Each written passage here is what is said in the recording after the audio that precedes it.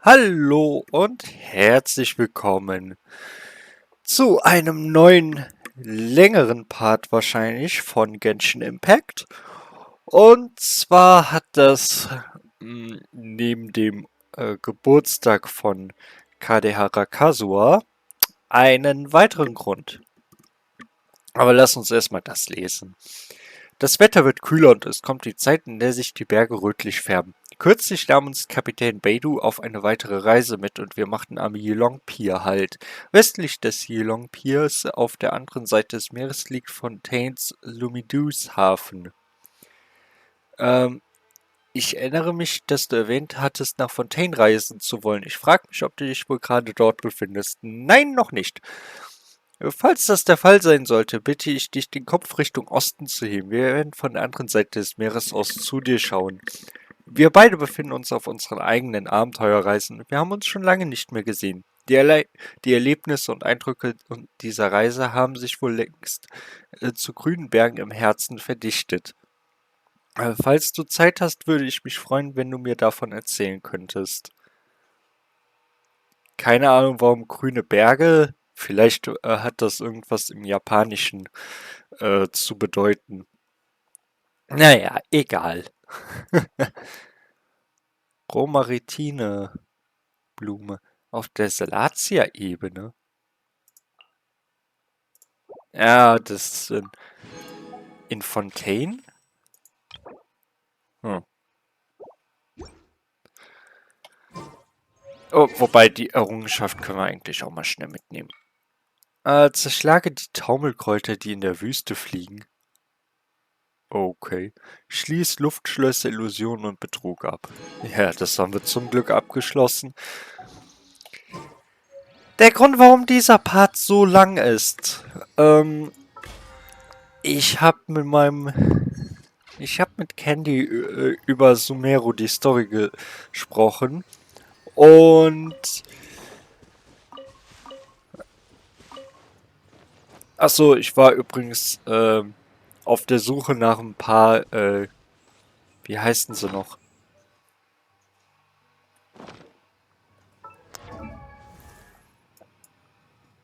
Geht ja auch. Ihr grünlicher Schatten. Habe ich leider nicht bekommen. Also, die will ich, um Heisu mal ordentlich auszurüsten, weil bisher ist das hier, ja. Jedenfalls, nein, ganz sicher nicht. Auf jeden Fall hat der mir erzählt, dass ich ja jetzt die ersten beiden Kapitel durch habe. Und es kommen noch 3 weitere Kapitel. Ja, also insgesamt 5 Kapitel für Sumeru. Und er fand Kapitel 3 und 4 furchtbar langweilig. Ja.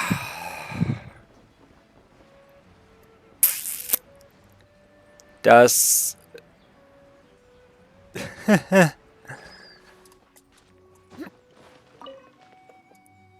Das hat mich jetzt halt dazu gebracht zu sagen, okay, wenn er die furchtbar langweilig findet, dann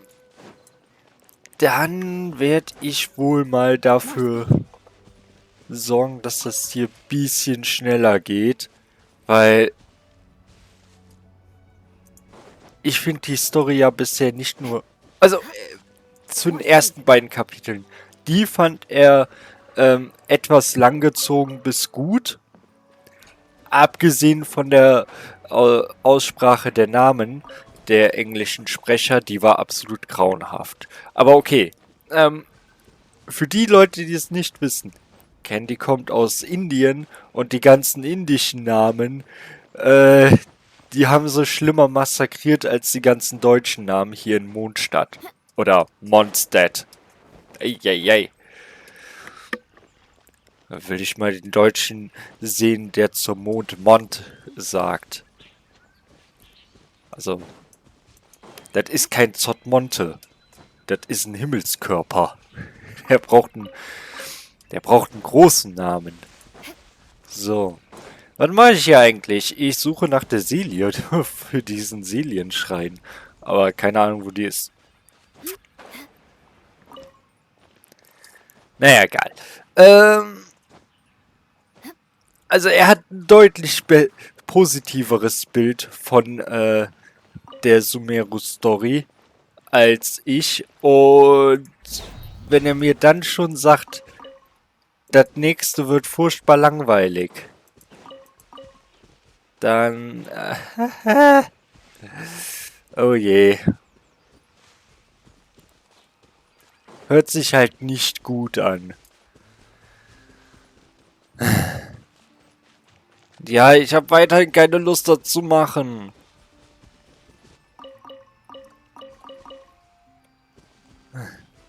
Andererseits, ich will auch endlich mal die Sumeru-Story machen.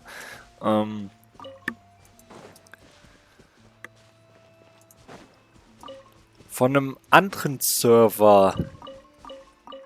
Ja gut, Candy habe ich ja nicht über einen Server kennengelernt, sondern anders, aber egal. Auf jeden Fall einer unserer Discord-Server-Admins. So. Der ist Riesenfan von Worsley, oder wie der Kerl heißt. Also der momentan... Also der Kerl, bei dem ich nicht weiß, wie der ausgesprochen wird. Und ja. Der soll wohl eine ziemlich coole Story haben. Würde ich ganz gern wissen. Außerdem, Moment, hat Candy jetzt auch das hier gemacht und meinte, die Aktion ist eigentlich gar nicht mal so schlecht. Fällt mir ein, muss ich auch nochmal machen. Sollte ich mir unbedingt mal ansehen. Ja. Komm, jetzt.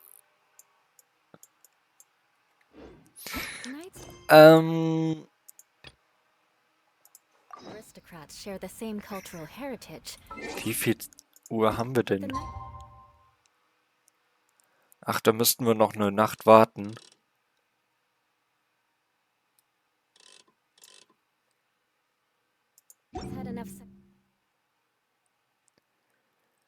Könnten wir ja eigentlich mal,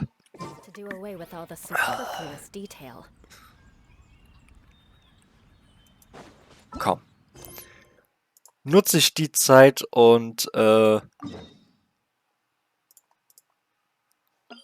vertrödeln wir das Ganze hier einfach mit Aufträgen. Um das möglichst lange in die Länge zu ziehen. Trampolinturnen mit Pilzen. Das hört sich bekloppt an. Machen wir.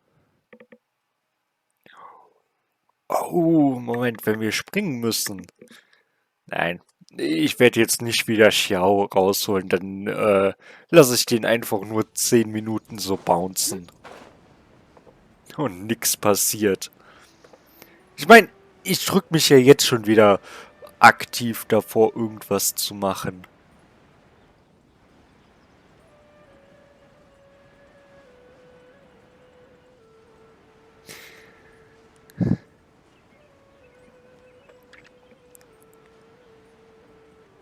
Ach so, das ist so eine... Habe ich auch keine Lust, mich mit zu beschäftigen.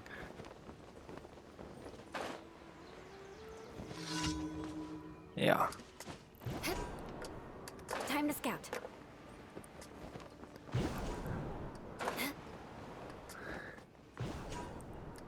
Das ist eigentlich viel zu einfach. Weil 2 sind immer ganz nah und einen von den beiden trifft man eigentlich immer. 2 Goldbrigandiere?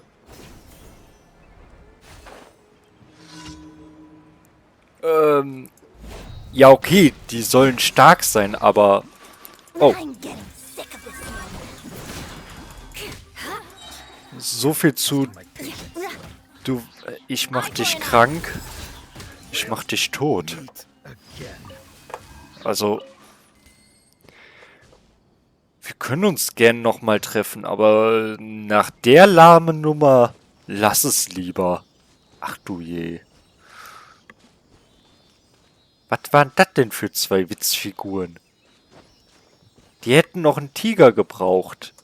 Dann hätten sie Team Rocket nachäpfeln können. Ah je. Das war ja ein Schuss in den Ofen.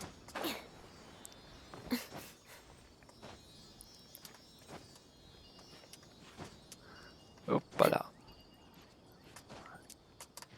Time to scout.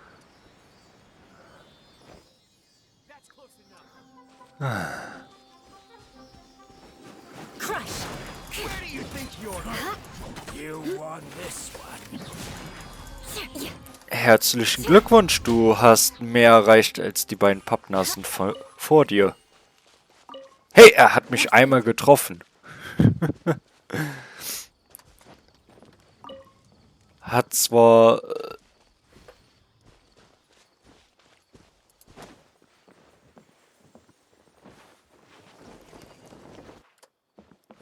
okay. What do we have here?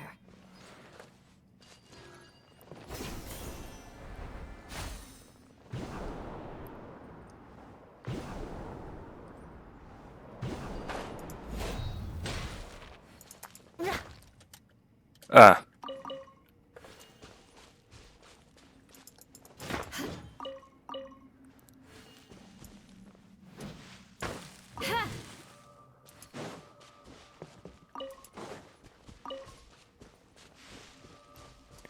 Kommt, das Spiel gibt mir gerade die... Oh, hier ist eine Verwelkung.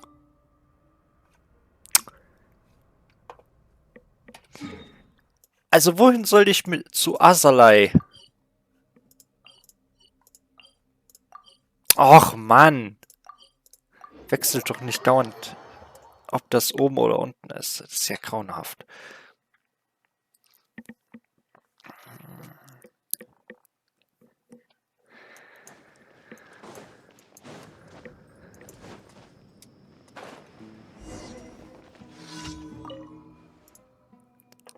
So wie es aussieht, muss ich Rafe noch um Hilfe bitten, um einen Helfer zu finden. Oder Ralph?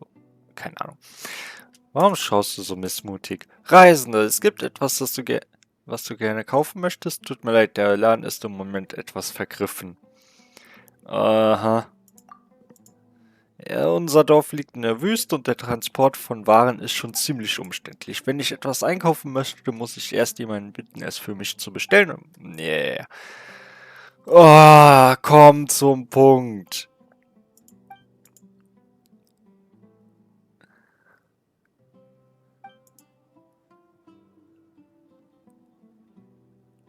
Also du brauchst einfach einen zuverlässigen Transporter.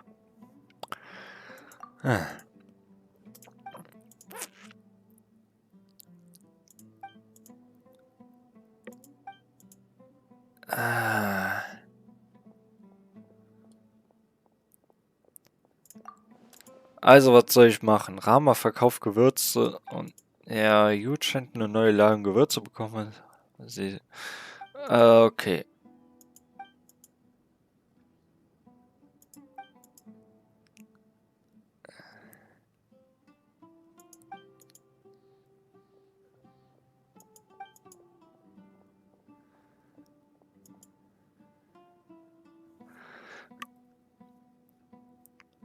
Okay.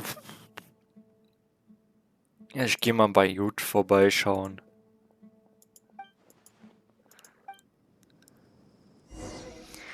Also, mehr für weniger, okay. Oder mehr für weniger Geld, so.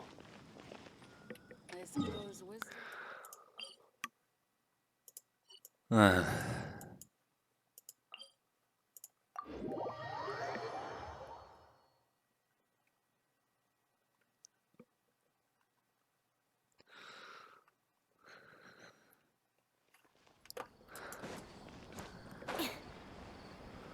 Oh je.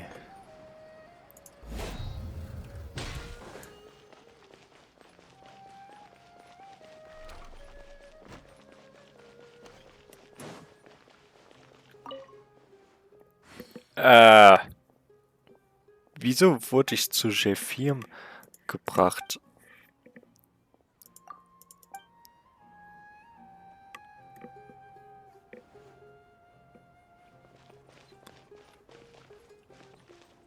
Ach so, da. Ups. Hallo, möchtest du Gewürze kaufen? Gibt da eine... Bei dieser Geldsumme die Menge an Gewürzen, die ich ihm verkaufen kann, wird nicht allzu hoch sein. Da sein Geschäft ist, werde ich das mehr... ich habe mich über den Handelsmarkt an Arudorf informiert. Meiner Meinung nach kann man dort am besten Dinge verkaufen, indem man mehr für weniger verkauft. Einfach ausgedrückt, es geht darum, Waren von passabler Qualität zu einem relativ niedrigen Preis zu verkaufen und schnell große Mengen zu verkaufen, um so einen Gewinn zu erzielen. Bla bla bla.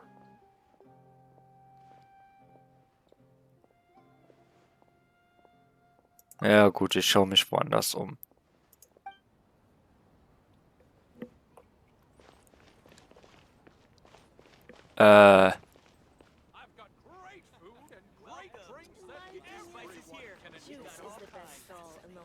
Keine Ahnung, wo Ruat ist. Sonst könnte ich ja vielleicht die fragen.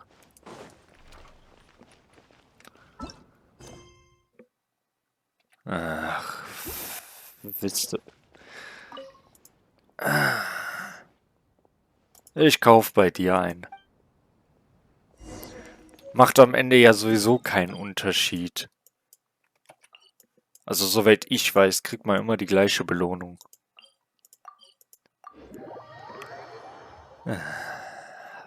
Und ja, das ist etwas... Also zumindest, ich habe die Mission noch nie gemacht, aber bei allen anderen Missionen hat das noch nie einen Unterschied gemacht.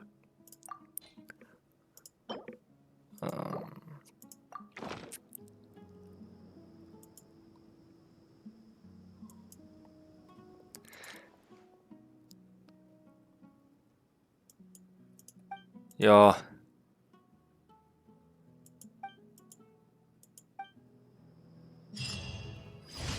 Ja, wenn ich wenn ich dran denke, dann gehe ich das nächste Mal zu Ruat oder wie die heißt.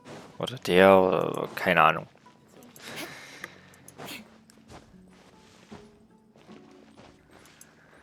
More speed.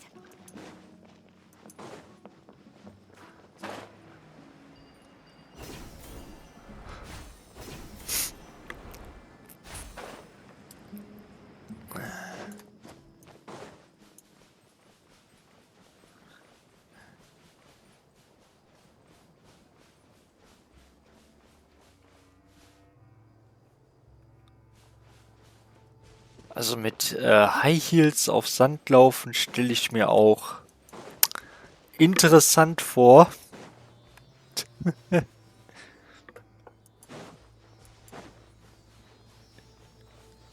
Wie weit lenkst du mich vom Kurs ab? Oh, okay, sieh mal einer an.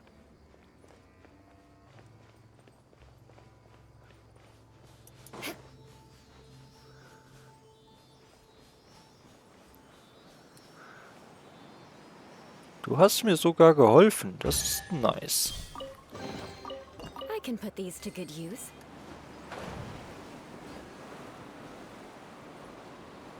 Okay. Das, eine wertvolle Truhe. Die werde ich aber noch nicht aufmachen. Aber die 3 Flammensäulen, die würde ich gerne aktivieren. Off we go. Let's light it up.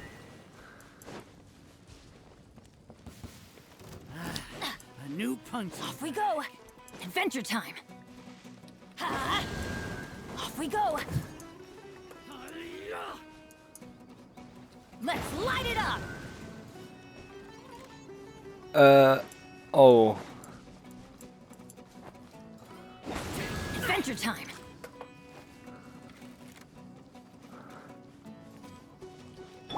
Beg for mercy. Yeah.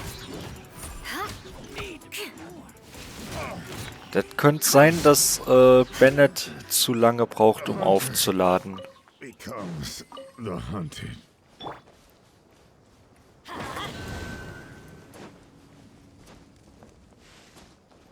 Let's light it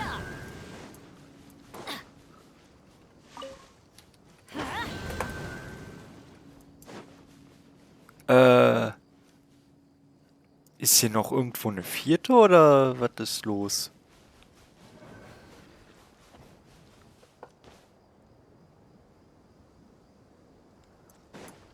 Oder muss ich das in einer Reihenfolge machen? Achso, das muss ich weg.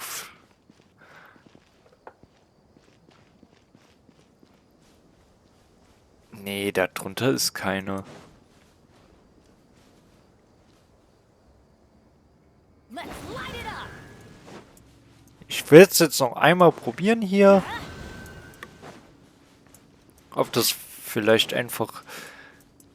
Ob man vielleicht einfach in der Mitte beginnen muss. Off we go.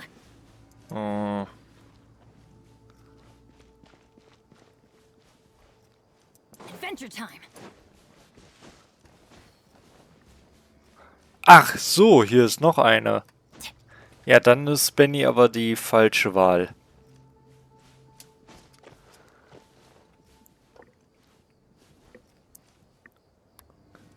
Ja, kommt, dann machen wir das schnell. Ach, T. Keine Ahnung, warum man dafür eine...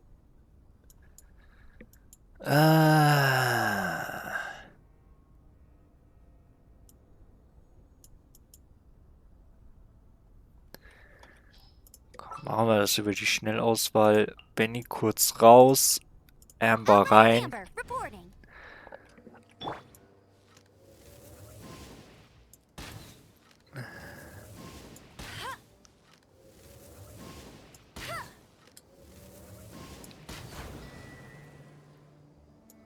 Ups.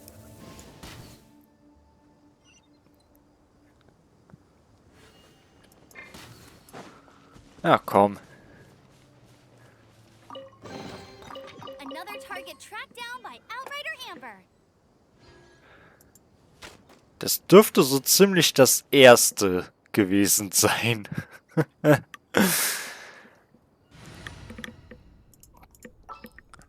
Aber ja.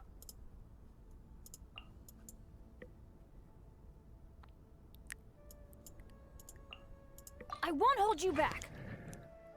Du sowieso nicht. Also gibt ja nur sehr spezielle Momente, wo Benny nicht die beste Option ist. Following orders. Beg for mercy. I'll be back. Take that! Rack and ruin. That's enough. Well. Good grief.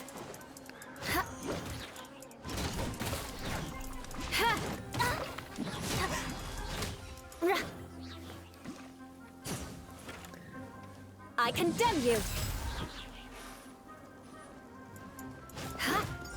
I'll be back. Na, das war ja fast perfekt. So.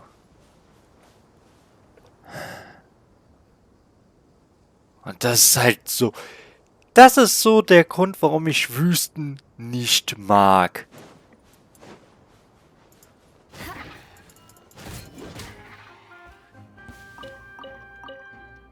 Es sieht einfach alles gleich aus. Oh, kommt, lasst uns ein paar Pyramiden reinstellen und Tempel andeuten. Nein, More speed. es sieht einfach doof aus. Time to scout. Ich mag Wüsten nicht.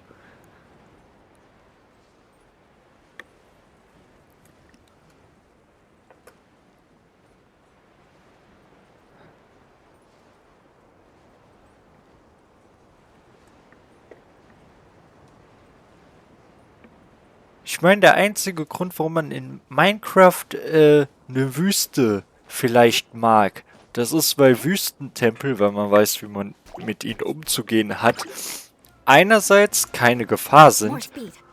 und andererseits ziemlich gutes Loot beinhalten. Also klar, auch nicht immer, aber gerade am Anfang, wenn du direkt ein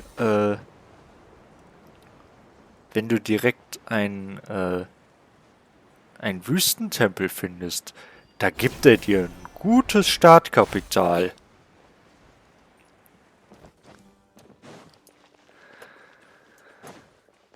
More speed. Ich hätte eigentlich auch einfach über die Mauer klettern können. Das wäre sinnvoller gewesen.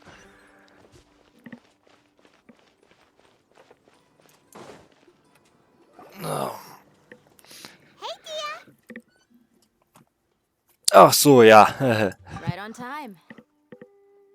Ja, klar. Irgendwelche Ergebnisse? We'll know any moment now. Paimon been wondering. You seem to know Candace pretty well. Have you been friends for a long time? We've known each other for some time now. She's a pretty interesting person. Even though she's an extremely strong warrior, she never misuses her powers against others.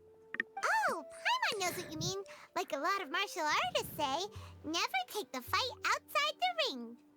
Yep, I guess you can put it that way. It takes strong convictions to be as dedicated as she is, and shoulder that kind of responsibility. Us mercs, on the other hand, we pretty much live from one day to the next. Well, Paimon thinks you're great too. Really? Thanks for that.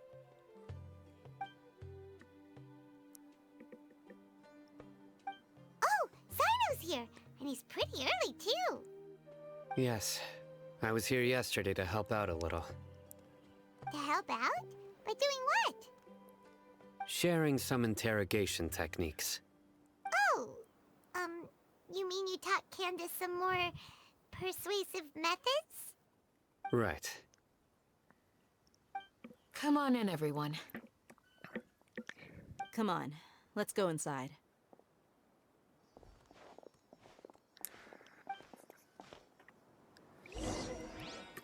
Candace,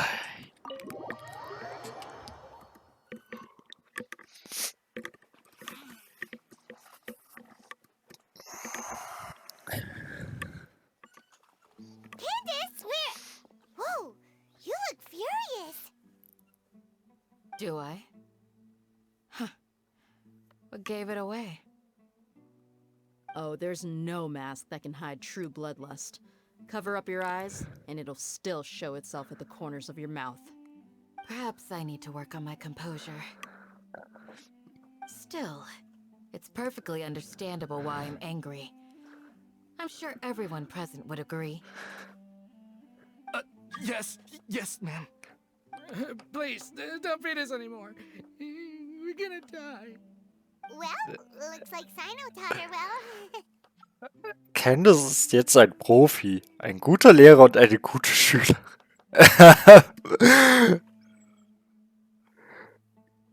Was zur Hölle ist das? Was zur Hölle ist das denn bitte für eine Scheiße? Die Typen wurden offensichtlich körperlich misshandelt und gefoltert. Und wir sollen Candace dafür jetzt noch beklatschen? Und Cyno auch noch?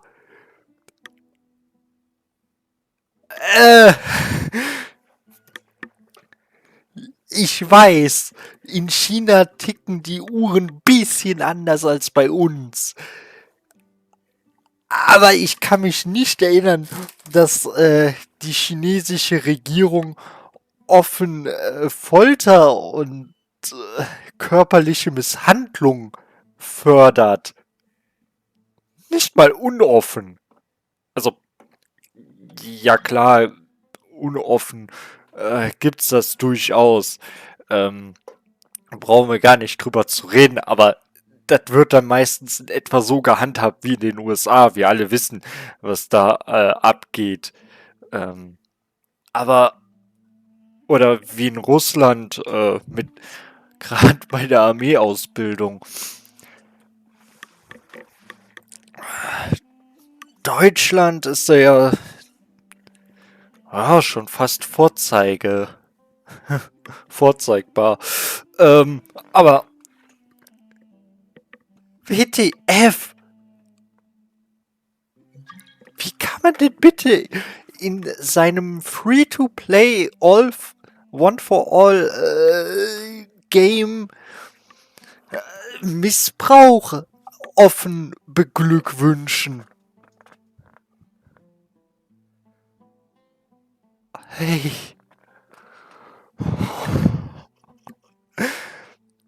Also, ich habe ja schon öfter in dieser Story oder in diesem Story-Arc betont, dass ich Paimon und die Reisende für absolut bescheuert halte, weil die bei Nahida alles glorifizieren. Aber was seid ihr für unmoralische Arschlöcher geworden, dass ihr jetzt auch noch Missbrauch an 3 Typen... Was zur Hölle?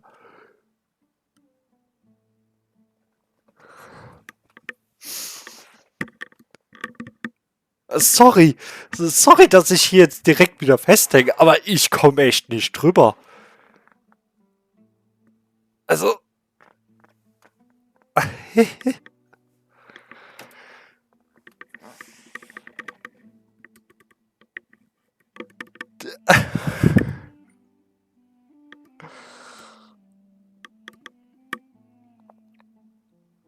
Oh Mann, ey. You fear death yourselves, yet you do not hesitate to place the lives of others. The ones you call mad scholars are known to us as the village keepers.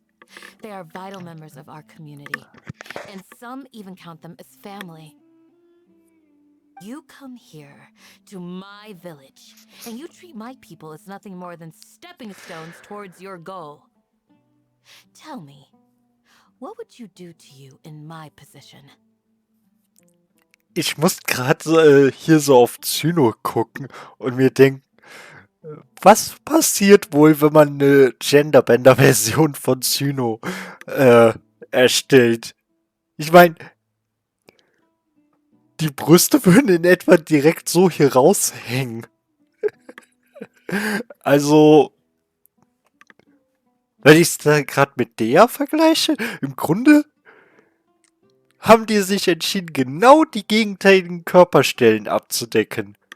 Sie halt die Brust, offensichtlich, nachvollziehbar, und er zwischen Brust und Hals.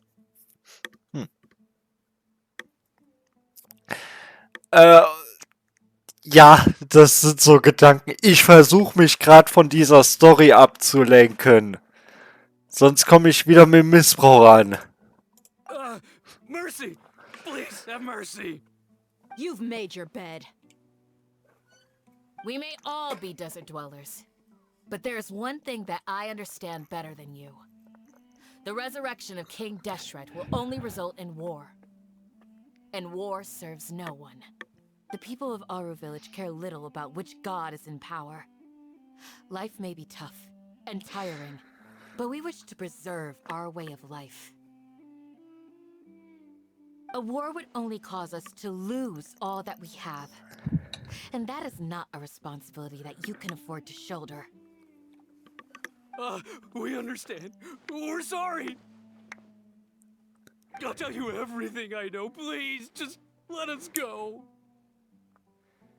I'm listening. You might not believe this, but it wasn't us who came up with this idea. Someone was spreading rumors in the tavern. That's how we ended up hearing about King Deshret's resurrection.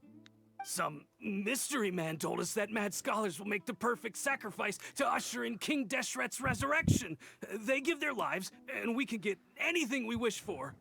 They're called village keepers. Slip up again, and you'll regret it. Yes, sorry. It was all that mystery man's doing. He told us to spread the word about King Deshret's resurrection and talked us into helping him. In return, he said he'll help facilitate the resurrection process. Okay, wo sind die Dorfwächter? I'm not sure. That's one. Huh? One what? Strike. You get a total of 3. Then, you die by my hand. Wait, I'm telling the truth. We don't know anything. It was all him. 2. He got us to lure them out of their houses in the night with some kind of incense. We take them to a junction outside the village. Then the mystery guy takes them from there. You gotta believe me, please. I'm telling the truth, I swear. Just ask them if you don't believe me. Ja, die haben alles mitgehört. Natürlich sagen die, dass das wahr That's ist. indeed the truth. Traveler, go on. Duh. Also, Leute missbrauchen könnt ihr. Aber ihr habt keine Ahnung, wie man eine Befragung durchführt. Vielleicht musstet ihr denen deshalb die Knochen brechen. Oh Mann.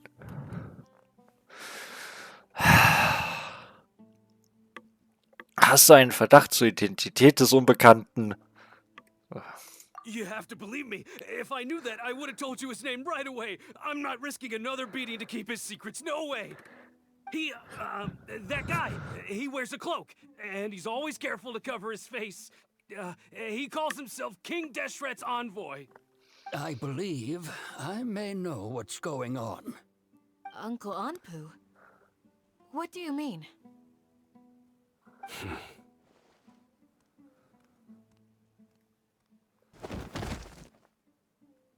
What? Hat er den jetzt ins Alter gekloppt? Smooth. Okay, speak. If my suspicions are correct, this mystery man they speak of could be from the academia.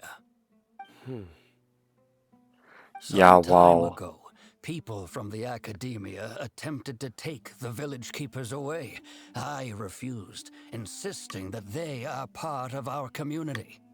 It strikes me now that this secretive character shares the same goal they had. Which means it's highly likely that the academia was purposely spreading a false rumor to trick the radicals into delivering the village keepers right into their hands. They were the ones who brought them here to begin with. Now they're trying to take them back? We aren't gonna let that happen. Not the academia again.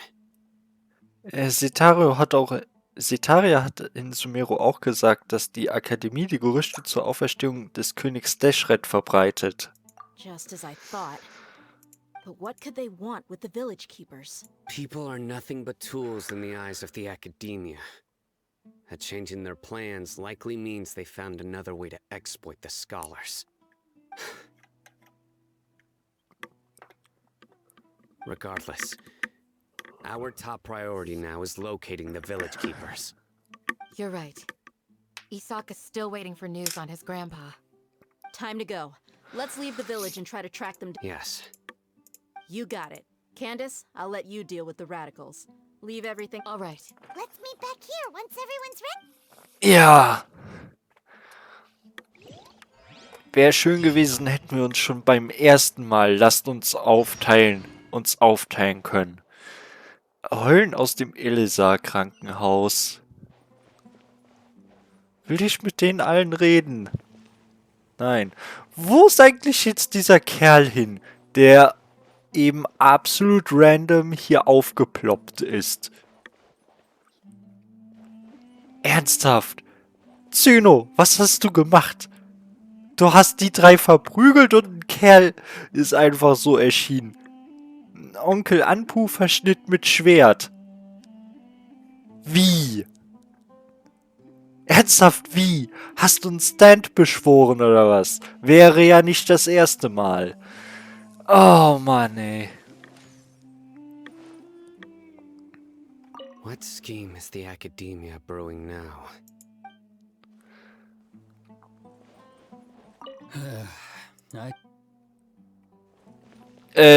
Nö. Es geht keinem gut. You look worried. Thinking about the village keepers? Yes. I'd look for them myself if I could. You have a strong sense of belonging here. I guess I'm the opposite. Mercs, don't say that. You can... Thanks. I'll let you know when I feel like joining.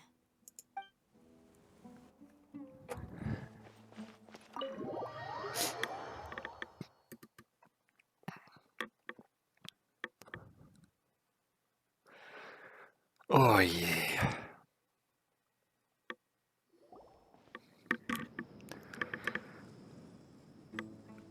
Let's get some food in us and then we'll... Whoa! Where did you come from? Er sitzt da. Well, as you can see, I am merely sitting here and reviewing what we have deduced thus far. You were gone for ages, and now you're suddenly sitting here musing to yourself? Where have you been anyway? Ach Mann, Alhaven, rück mit der Sprache raus. Hey, what's with the silence? You never think things through before asking questions. I'm giving you some time to make up for that. Paimon's so mad! Paimon's gonna give you an ugly nickname! Mach nur, ich werde dich nicht aufhalten. Sorry, du bist der Erste, der es wirklich verdient hat. Venti war einfach nur quirky und, ja, Venti halt. Der Typ ist ein aktives Hindernis, die Akademie aufzuhalten, weil er eindeutig Sachen weiß, aber auch gewisse Sachen eben nicht weiß, die wir wissen. Und wenn wir uns zusammentun, hätten wir eine deutlich bessere Chance.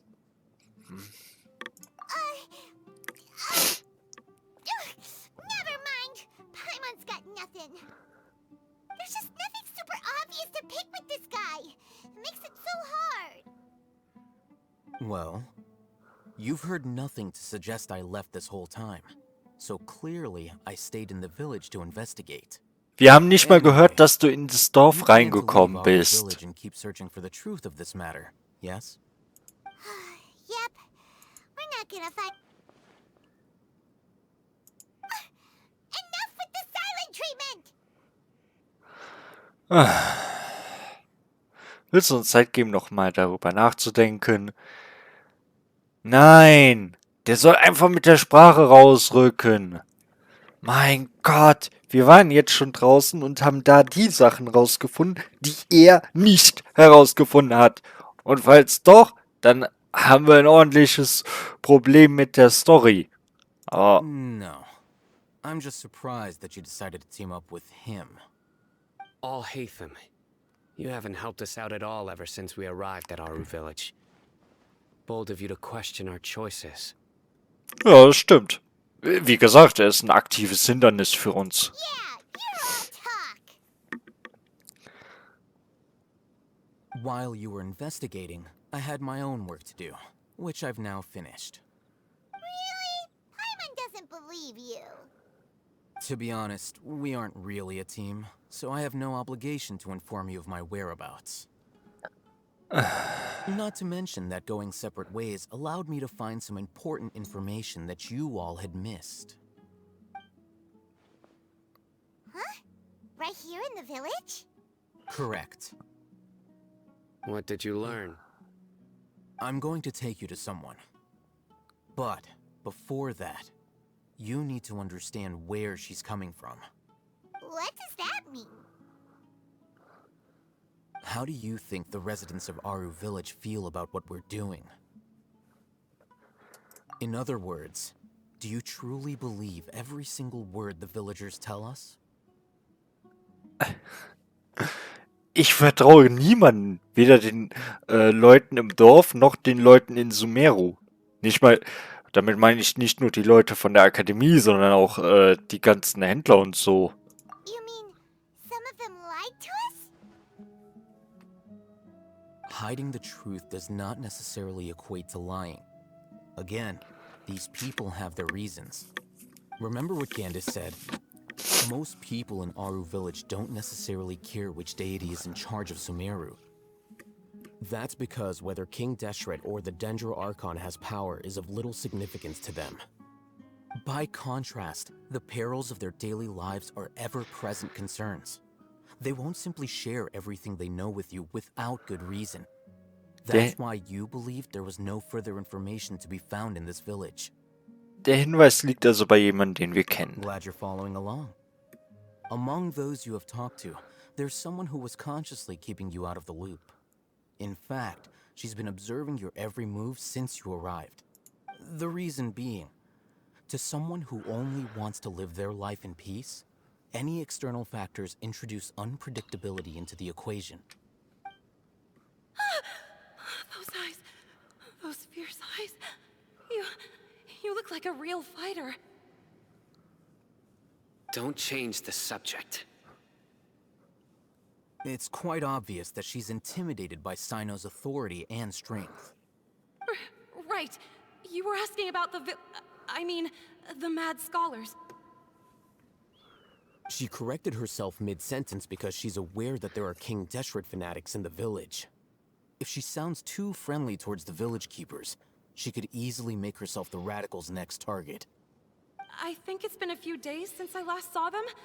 I usually go to bed pretty early, so I'm not too familiar with what goes on at night. Remember? She made a point of denying her involvement in anything that occurs at night. But honestly, I feel quite sympathetic towards them. Even though they act a little strange, they've helped me in the past. If it weren't for them, my house would have collapsed long ago.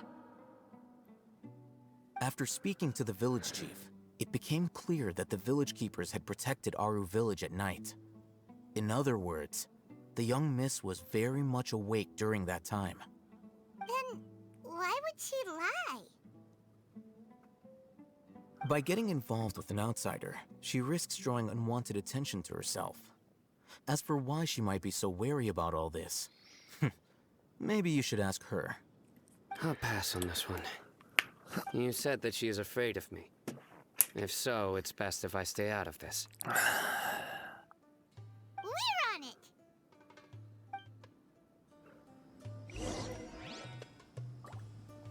Oh!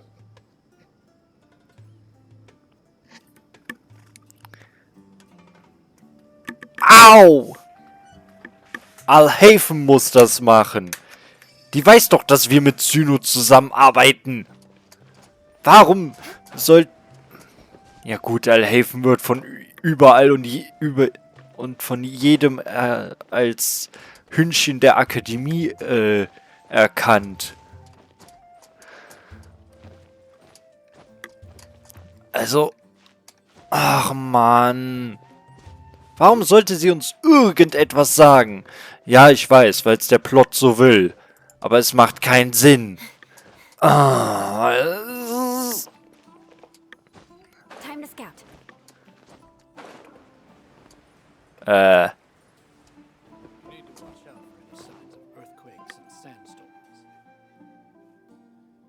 Das war auch gerade noch tiefer.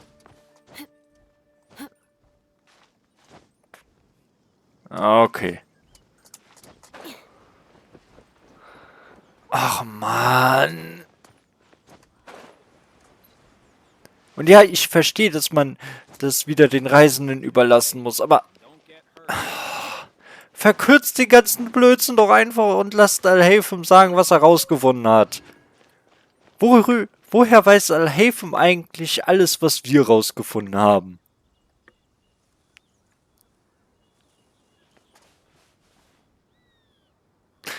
Wir reden erst mit der und dann schaue ich, was das da unten ist. More speed. Miss Shawnee, as we discussed earlier, I've brought someone with me. Oh nein. So ist das also. I'm aware of where you stand, but how can I make sure that your friends think the same as you? Huh? What do you mean? We need to clarify our stance or something? Go ahead and talk to her. You'll get the answers you want. Go on. Earn her trust. Is it really that simple? May I call you Traveler? Ja, ja, ja, Hi, klar. Traveler. I want to ask you something. Do you think the resurrection of King Deshret can truly change Sumeru for the better? Äh,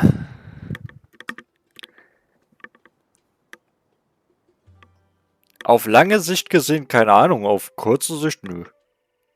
Why's that? Sie bringt Krieg. Ja, das kann gut sein. That's very similar to what Miss Candace says. I know you two are friends. That's why I'm willing to talk to you, even though I do have some reservations. Before, I wouldn't even have the courage to ask something like this. Traveler, do you believe our lives will get better? Nö. Ich kann es nicht versprechen, aber ich tue mein Bestes. Wie? Indem du eine diktatorische Herrschaft gegen von einer Akademie gegen die diktatorische Herrschaft einer Idiotin tauschst? Ja, ich spreche hier von Nahida als Idiotin. Und dass die Arkonten Diktatoren sind, ist, glaube ich, offensichtlich.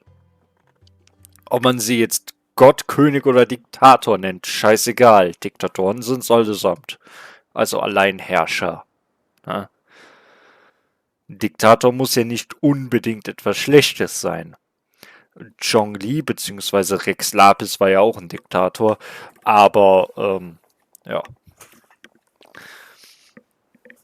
Mondstadt ist sogar in dem Fall wieder eine diktatorische Stadt ohne einen Diktator und ohne dass dieses Machtvakuum gefüllt wird. Das ist schon interessant.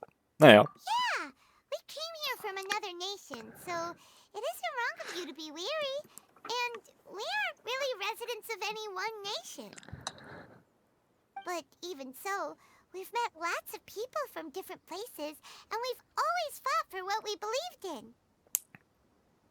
We have friends in Sumeru, and we want to help them. That's why we decided to stay here for a while. Was für Freunde haben wir denn in Sumeru? I want to trust you. My apologies for posing my questions like that. To be honest, I didn't expect you to come back for more information. Oh, Hatham told us you have your reasons. It's okay. The fact is that only one side of my family is desert folk. I don't really fit in anywhere in Sumeru. Some believe in the Dendro Archon, while others believe in King Deshret. I don't belong to either side. Speaking of which, the radicals mentioned that they despise traitors. Do they just think that anyone who's different from them is a traitor? Yeah. Some people can be so narrow-minded when it comes to bloodline and beliefs. It makes no difference what I say or how I behave. I'll always be suspected of having ulterior motives. Slowly, I just stopped talking to people. I pretended not to hear or see anything. All I want is to live my life in peace. And then it happened. The village keepers who had helped me disappeared with no explanation, and I didn't dare breathe a word about it to anyone. Until now. You can tell them.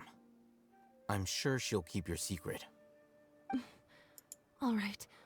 I'll tell you what I told Al-Haytham. I actually have a sharper sense of hearing than most. Sometimes, I hear strange crying sounds in the night. There are ghosts? Perhaps. I'm not sure. It's faint, but it's definitely the sound of crying. It comes from far away in the distance, and always carries very raw emotion. It used to be louder and more frequent, but ever since you arrived in the village, it doesn't seem to happen as often, and when it does, it's much quieter. I have to focus really hard to make it out. I confirmed this with the guards on night duty.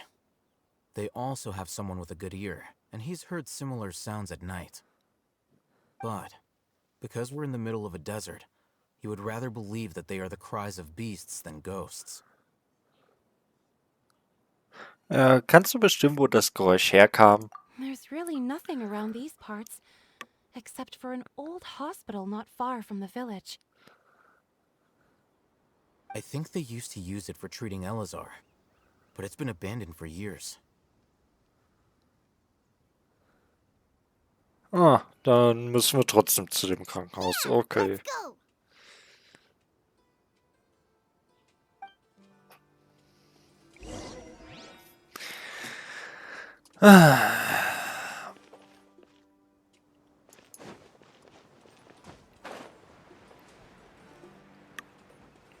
Ach, okay.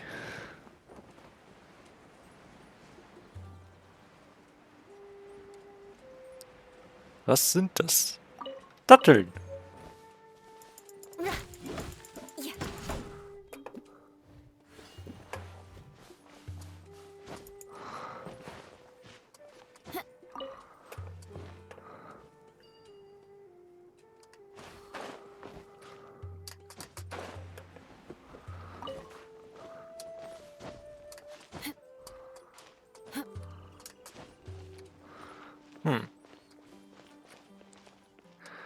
Und was? Es ist unautorisierten Personen nicht gestattet, den Sperrbereich des Lagers zu betreten.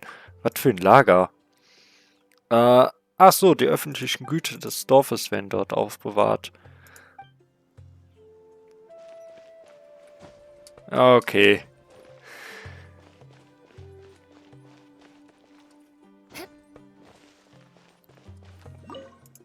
Was guckst du so?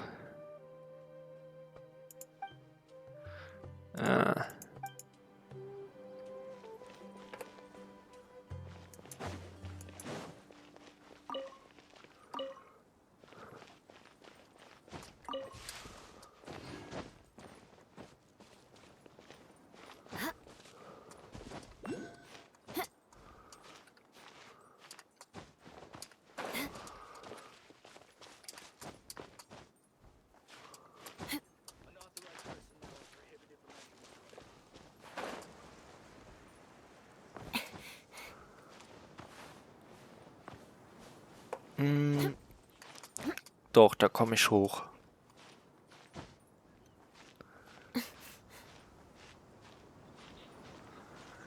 Kann ich mich irgendwo ausruhen? Irgendwo, wo es flacher ist? Sieht nicht so aus. Vielleicht, wenn ich weit genug darüber komme, dass ich dann auf dem Sand lande. Ha! Genau.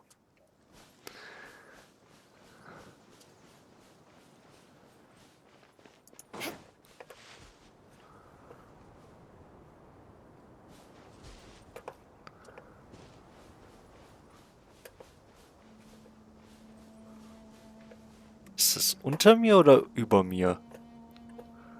Ich vermute unter mir. Ah, genau. Da unten.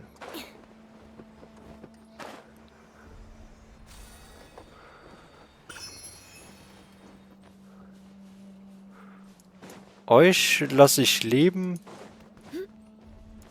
wenn ihr mich nicht nervt. More speed. Aber die...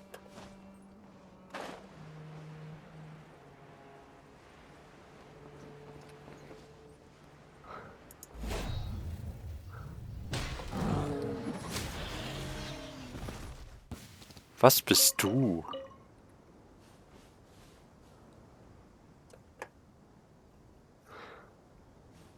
Okay, also genau hier.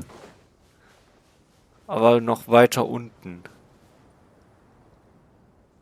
So, das sind Goldbriganten. Wahrscheinlich sehen die mich als Gefahr, sobald ich mich denen nähere.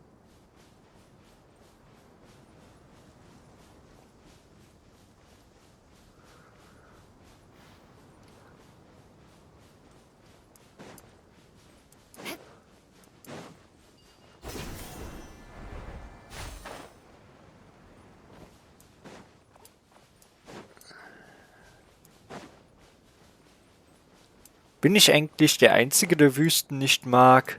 Also mich erinnert das Ganze hier an an Varant, also an die Wüste aus Gothic 3. Und More speed. ehrlich gesagt, ich mochte Varant nie. Ich bin da nur immer am Ende hingegangen, einfach weil ich es musste, um die Story zu beenden. Aber ansonsten, wenn ich Wüste sehen wollte, da bin ich nach Nordmar gegangen, in die Eiswüste. Weil Nordmar hat einfach eine deutlich bessere Story. Und Gott, das hat alles besser als Varant. Ja, okay, Varant ist besser als Varant zu sein, ist keine große Schwierigkeit. Ich meine, klar, Nordmar war schwieriger, aber das war mir nur recht. Bis ich da war, da hatte ich die Level, um da durchzukommen. Und so viel schwieriger ist es nun auch nicht. Und Varant hat einfach das Problem, ja, die heben den Schwierigkeitsgrad so ganz leicht an, so minimal. Der Rest wird einfach durch mehr Gegner kompensiert. Und das macht keinen Spaß, weil das Kampfsystem nicht für den Kampf gegen 20 Gegner gleichzeitig ausgerüstet ist. Außer natürlich, du kannst diesen Drehschlag machen. Am besten noch mit einer... Sag schon. Mit dieser Ork-Hellebade.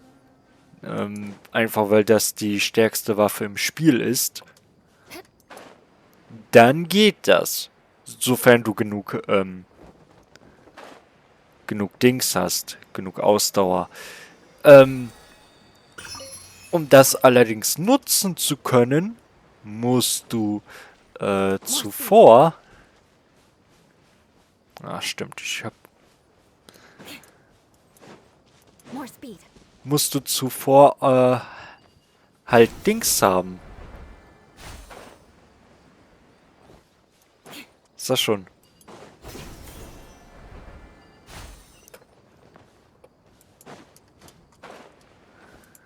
Musst du zuvor nach Varant gegangen sein und große Waffen 3 gelernt haben. So, das wollte ich sagen.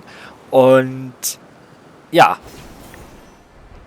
Damit bist du dann noch overpowerter in Varant. More speed. Und das Ganze macht noch weniger Spaß.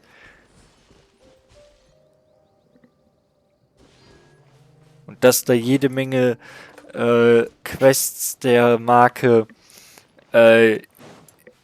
du willst in das Gebäude, aber du musst erst 5 Schlüssel finden. Dass davon auch jede Menge Quests gibt, das hilft halt auch nicht. Time to scout. Ja, mir egal. Und das ist übrigens nicht mal irgendwie übertrieben oder so. Da gibt's wirklich mehrere Quests, wo du in irgendeinen Tempel rein musst und dort ein Artefakt suchen sollst, aber um die Tür zum Tempel zu öffnen, musst du erstmal 5 Schlüssel finden, die meistens in Lagern oder nahen Städten sind. Die Schlüssel zu bekommen ist nicht schwer. Kein einziger von denen. Das Problem ist einfach nur,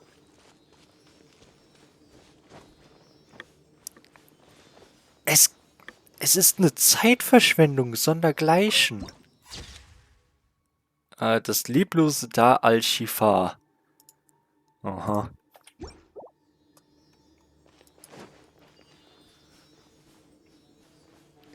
Leblos. Sounds good to me. How heartless. Crush! I'll take my leave.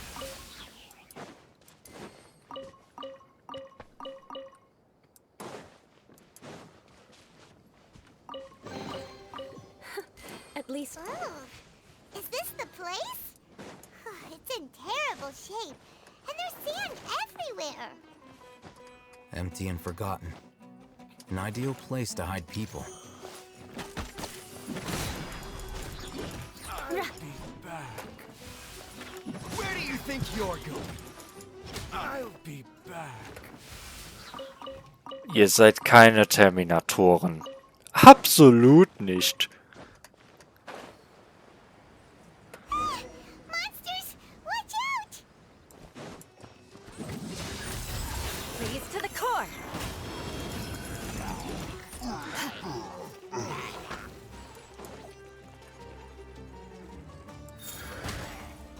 Hehe. Oh!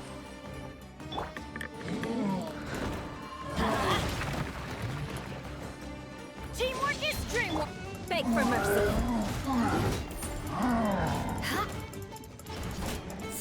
Shudder! Touché! I condemn you!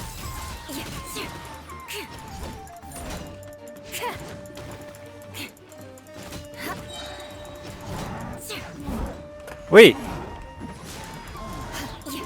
Na komm. They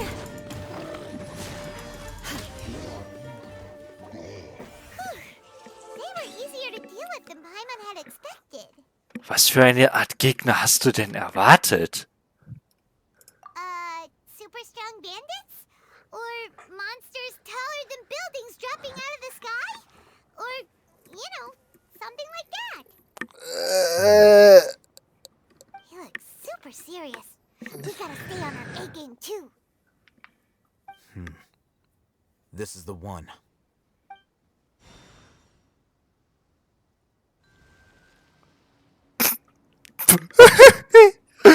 Sorry, das war gerade so unbeeindruckend.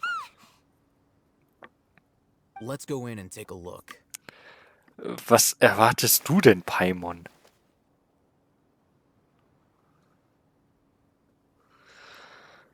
Oh Mann, ey. Hey, we haven't found squat. Are you sure we aren't wasting our time here? Patience. Shawnee says she only hears the crying at night. We have time to burn. Until then, I'm taking a break. And just like that, he sits down. Wait, he even brought a book to read? What are you reading? Let Paimon see.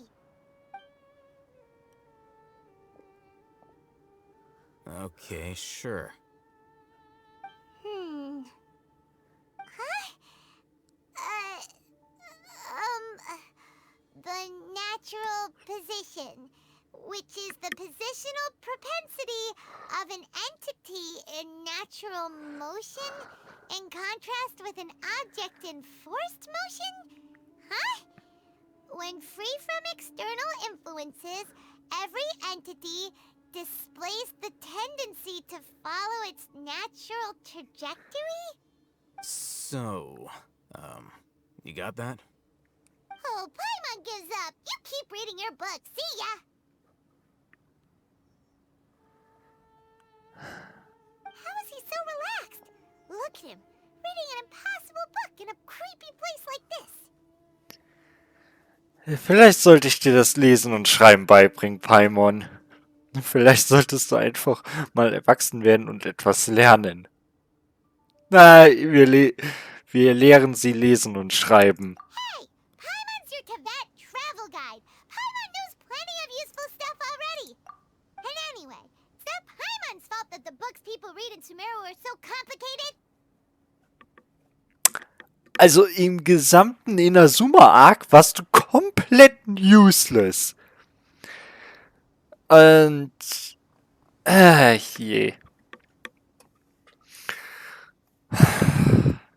Hier bist du auch nicht gerade sehr nützlich. Aber Du bist zumindest auch nicht so... Fühlt sich nicht ganz so unnütz an wie während Inazuma. Also, ist ja gut, Paimon.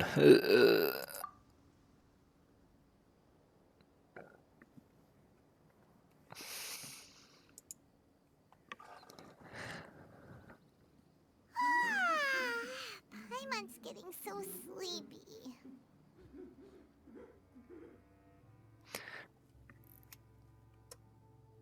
Huh? What was that sound? There it is. It's coming from that direction.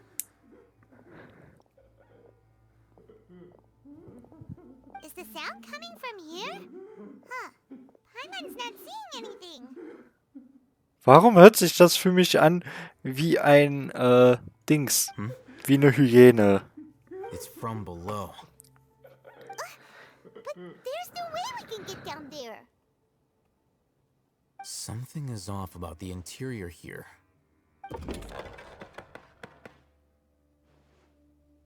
Das habt ihr während des Tageslichts nicht sehen können, oder wie?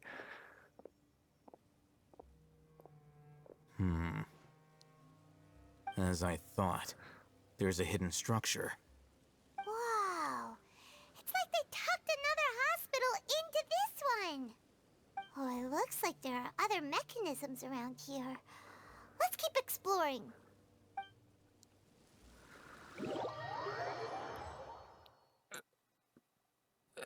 Okay. Warum wurde ich jetzt wieder rausgeportet? Was zur Hölle? Ich befürchte, ich mache mir wieder viel zu viele Gedanken.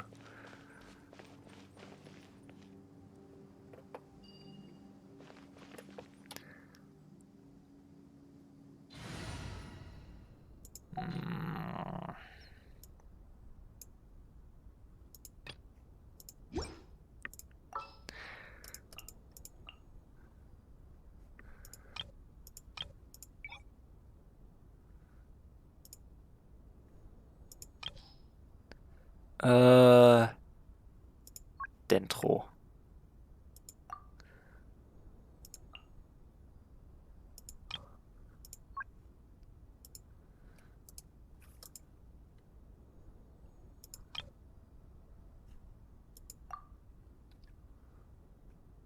Ach so.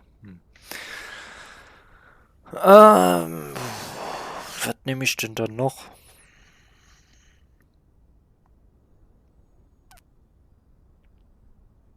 Oder was? Was bringt zweimal Dentro? Erhöht die Elementarkunde um 50 Punkte, erhöht die Elementarkunde.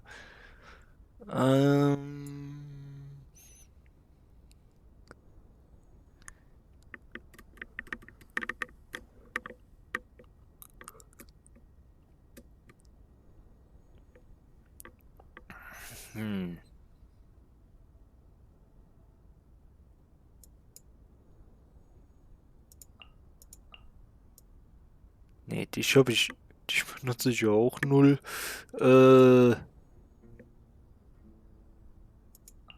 Komm, nehmen wir noch eine Heilerin. Your safety.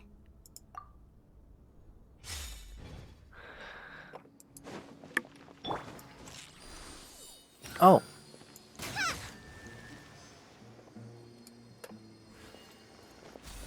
Okay.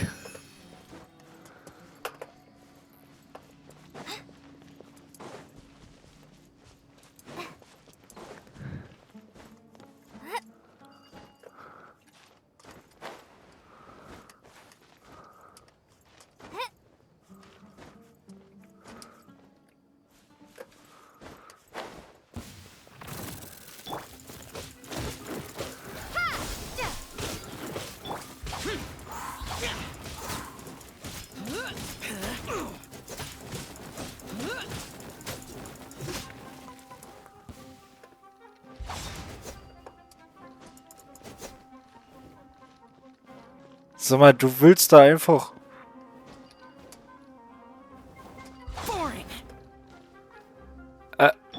Okay, ich sehe schon.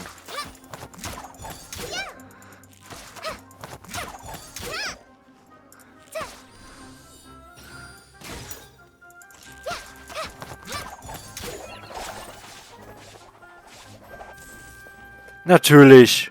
Es ist ein Bumerang. Der macht nix.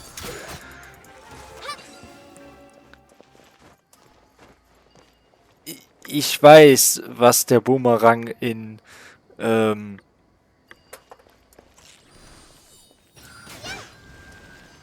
Dings für in Zelda einen Ruf hat. Aber muss der Bumerang in Genshin Impact genauso scheiße sein? Eieiei.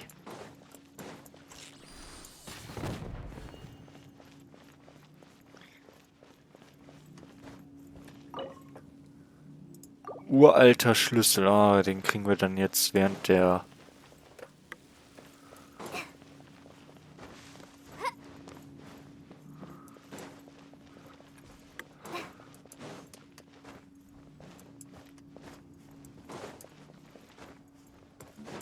Ah, je.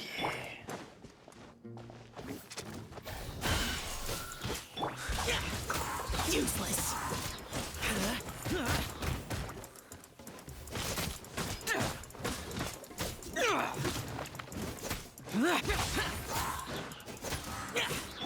Propagate!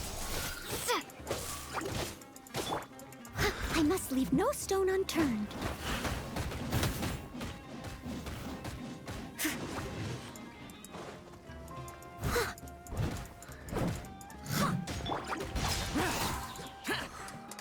Worthless.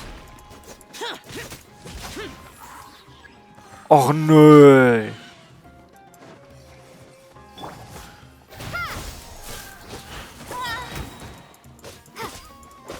Spring forth!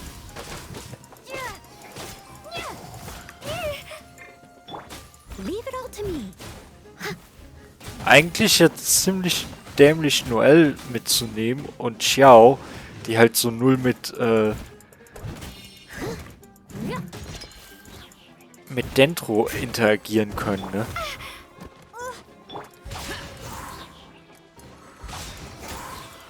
Ah, Scatter!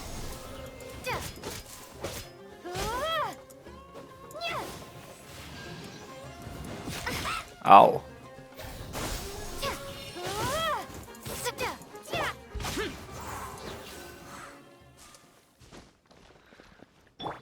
Propagate!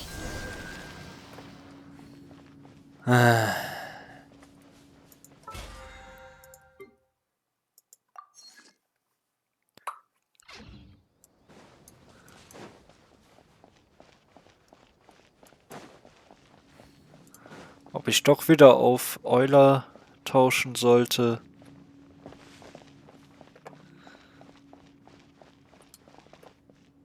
Eilmitteilung. Patient Abbas, männlich, 23 Jahre alt, hat ein Muttermal an der linken Schädelseite.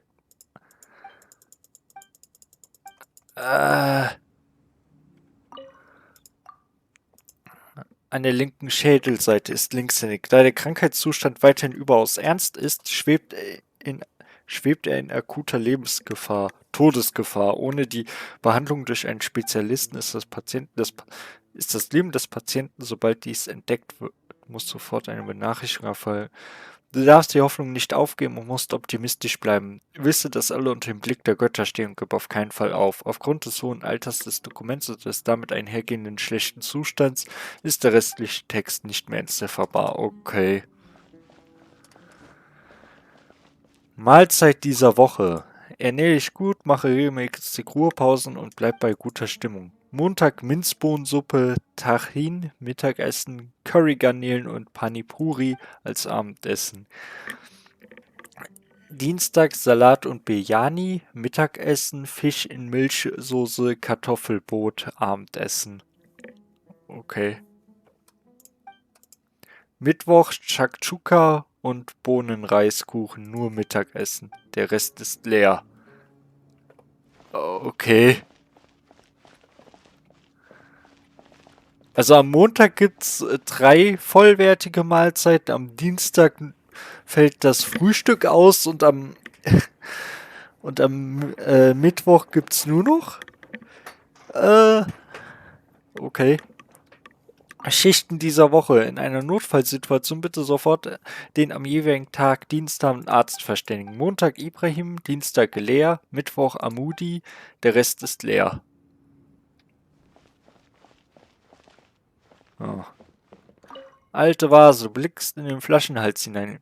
In der Flasche scheint noch ein schwarzer Stängel zu sein. In die Flasche wurde damals wohl Blumen gesteckt. Die Worte für Arwen wurden in den Flaschenboden eingebrannt. Sie dienten wohl als Geschenk für eine Person namens Arwen. Wow. Look, there's someone over there. Vorsicht. Good idea. Let's approach him slowly with that.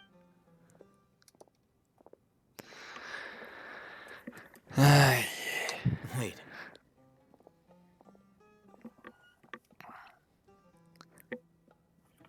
Ach so, ja. You're...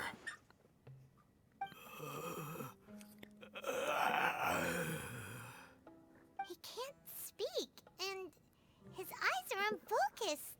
But he looks too young to be anyone's grandfather. Also, why is he the only one here?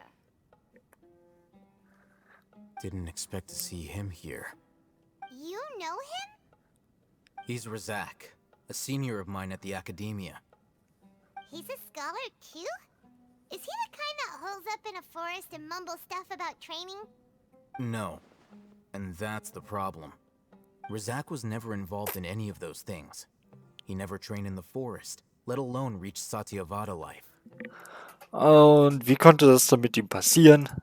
Leaving that question aside for the moment, him being here alone means that we might be too late. Looks like they've already taken everyone away. For whatever reason, they left Razak here. Perhaps they simply didn't have time to come back for him. There are drag marks on the ground. They're clearer by the doorway. Someone was forcefully drawing a cart that was loaded with something heavy. Loaded with people? That is one possibility. It looks like they were in a hurry, as if they were afraid of being caught. In their haste, they failed to notice Razak hiding in a corner. The symptoms are identical. Looks like we found living proof. Huh? Why do you say that? Allow me to jog your memory. Recall your time at Port Ormos. Don't you think his symptoms look familiar? Ah ja, jetzt wie bei dem... Genau.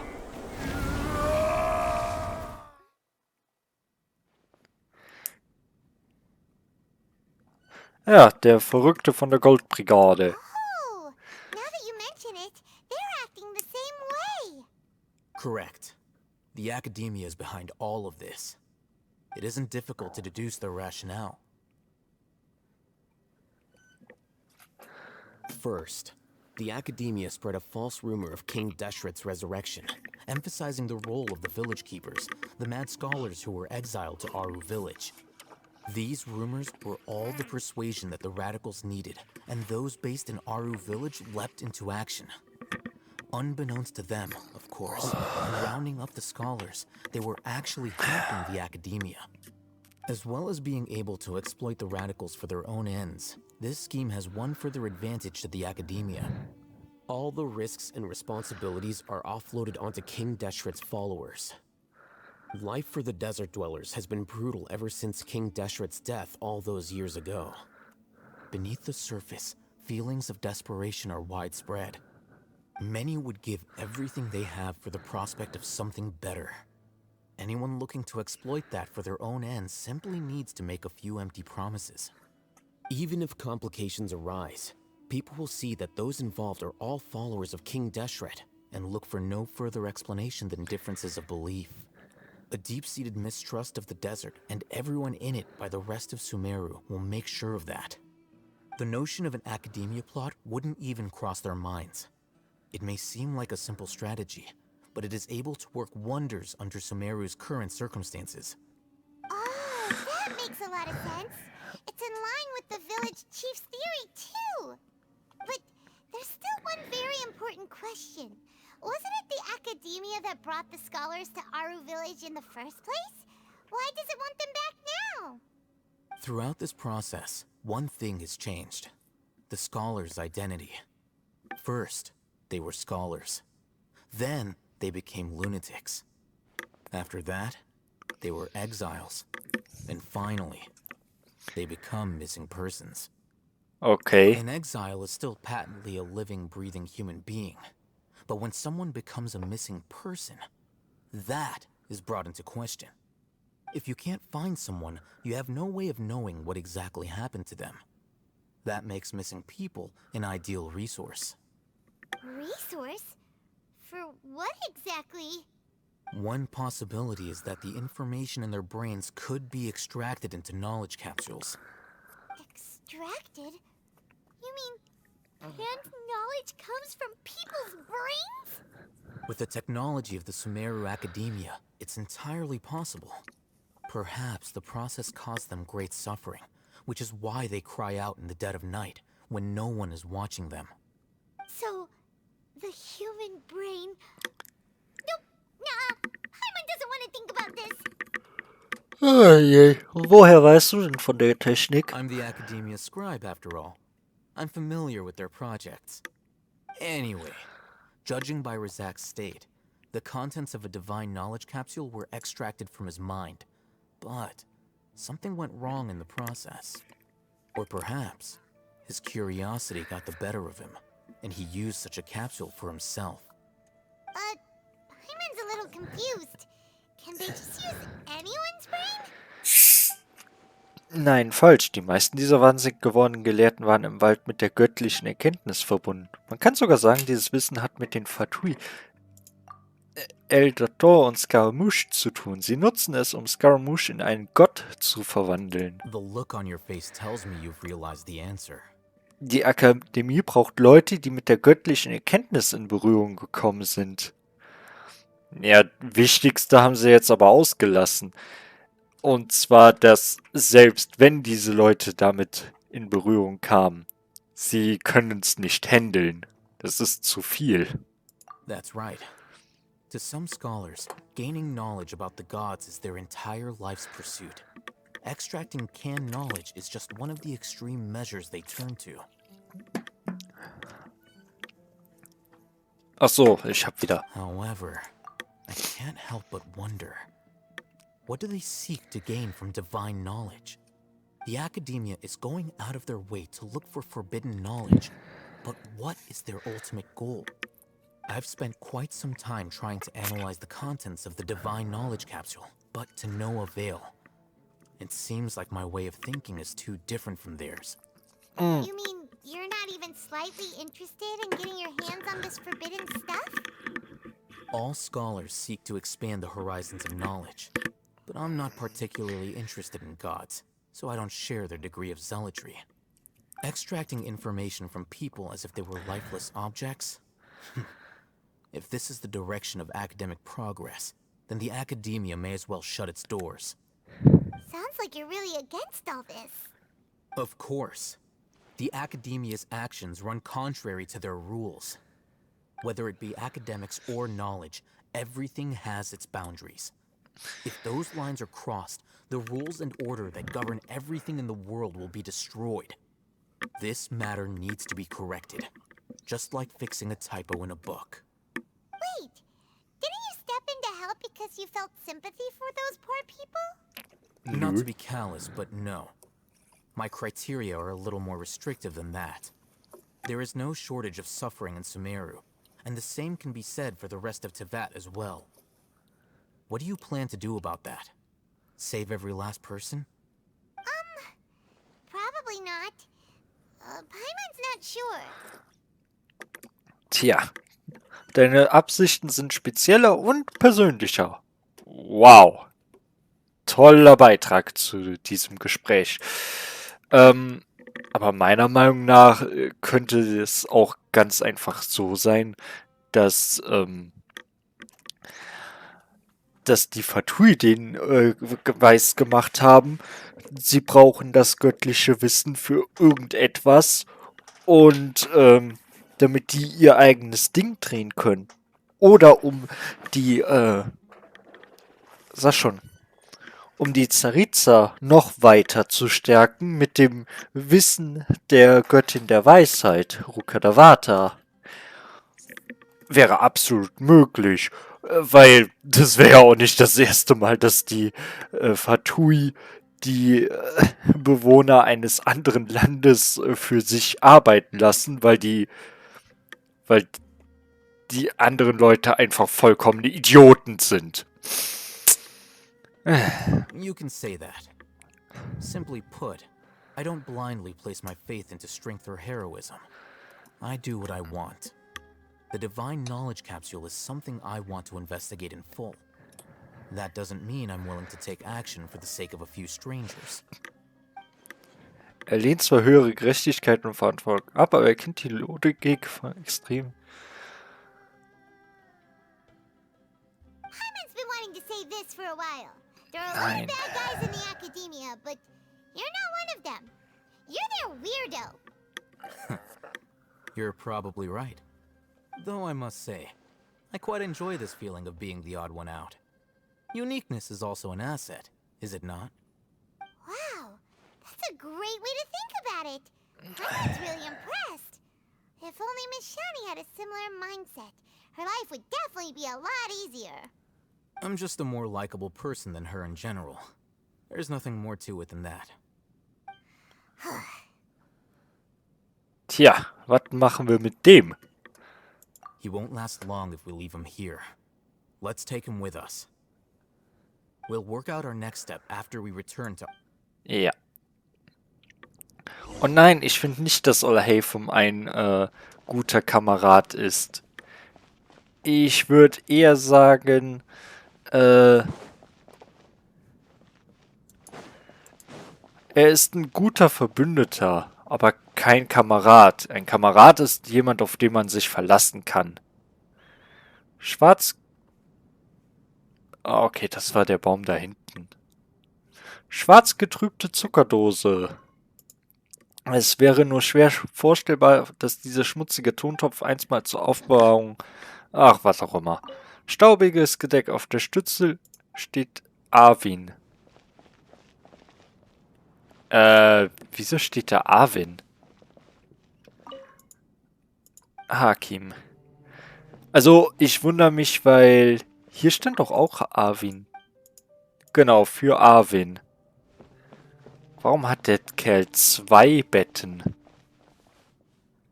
Auf jeweils gegenüberliegenden Seiten des Raumes.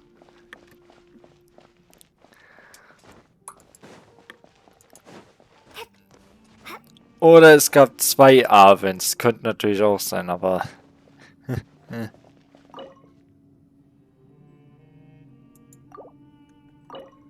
Ja, ich habe keinen uralten Schlüssel. Wo kriege ich den her? Ich dachte, ich würde hier einen finden, aber...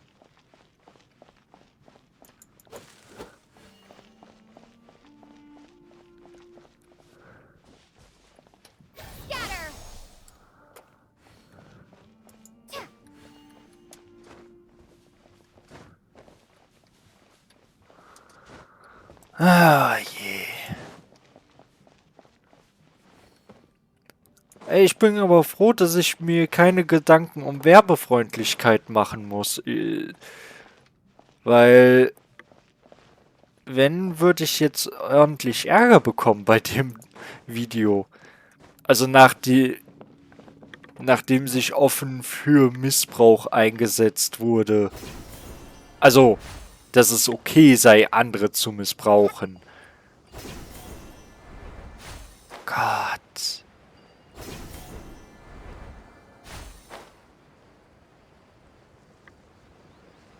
Das Storywriting kann in Fontaine eigentlich nur besser werden. Eieieiei.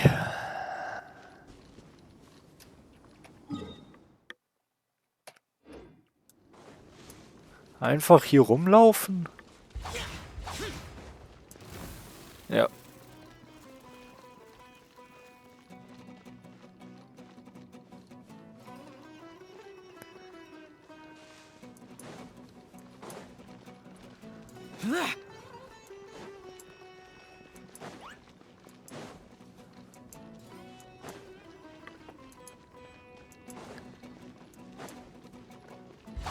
Boring.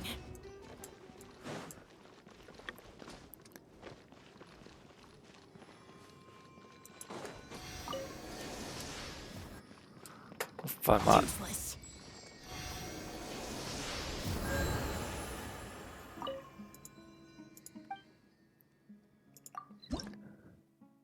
Ein Dendrogranum oder wie das heißt. Dendroculus brauche ich noch, okay.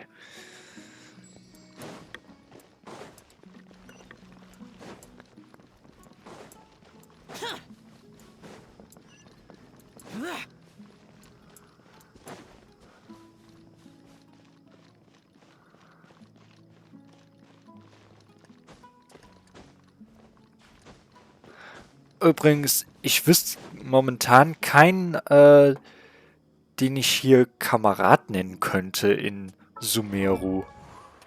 Also, lass mal kurz Figurenhandbuch durchgehen. Also. Collie? Ja doch, Collie. Ja, kann man als Kameraden bezeichnen. Ja, doch schon. Okay. Tainari? Nö.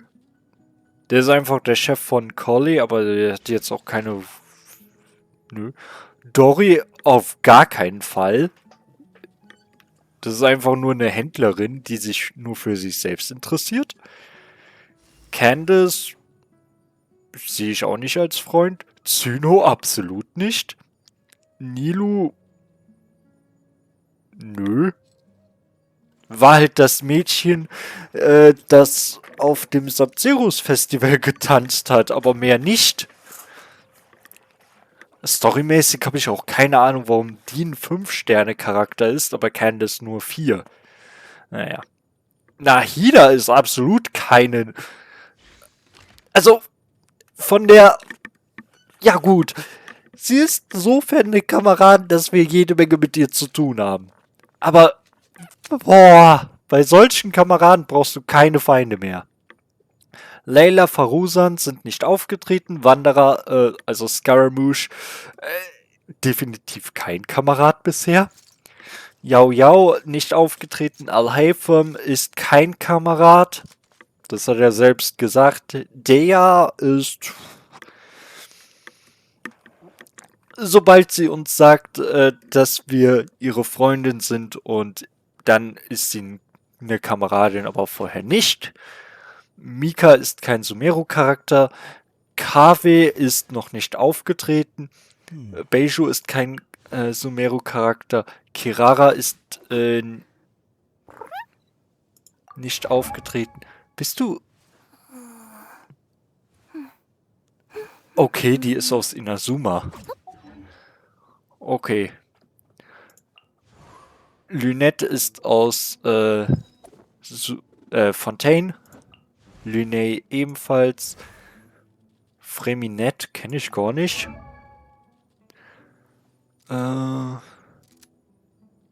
Okay, der ist aber auch aus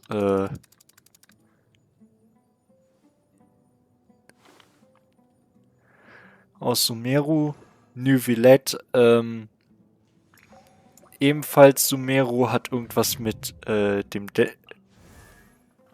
Archon zu tun. Und der Kerl, keine Ahnung. Herzog von Fort Meropid oder so. So, wie... Ach, halt die Klappe!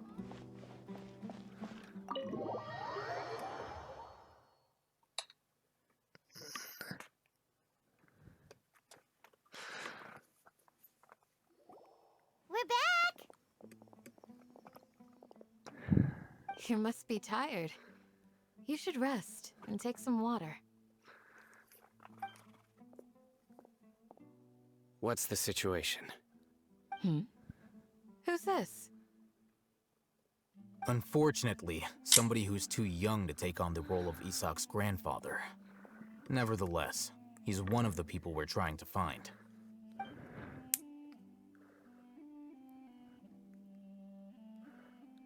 so. At one point in time, the abandoned Elazar Hospital served as the Academia's site for extracting divine cant knowledge. Yep, pretty much. Their plan must have been implemented at some point before we arrived at Aru Village, since divine cant knowledge has been in circulation for a while now. Yet, they fled once we were headed to the village, almost as if they knew we were on their trail. Why is that? Yeah, why is that? We may have a mole in our midst. One of us could Nein. be secretly revealing our whereabouts to the Academia. Mir fällt gerade auf, Alhaitham hat die ganze Zeit sein Akasha aktiviert. Und er ist der Einzige, der hier sein Akasha aktiviert hat. Alhaitham, du Idiot! Warum hast du dein Akasha aktiviert?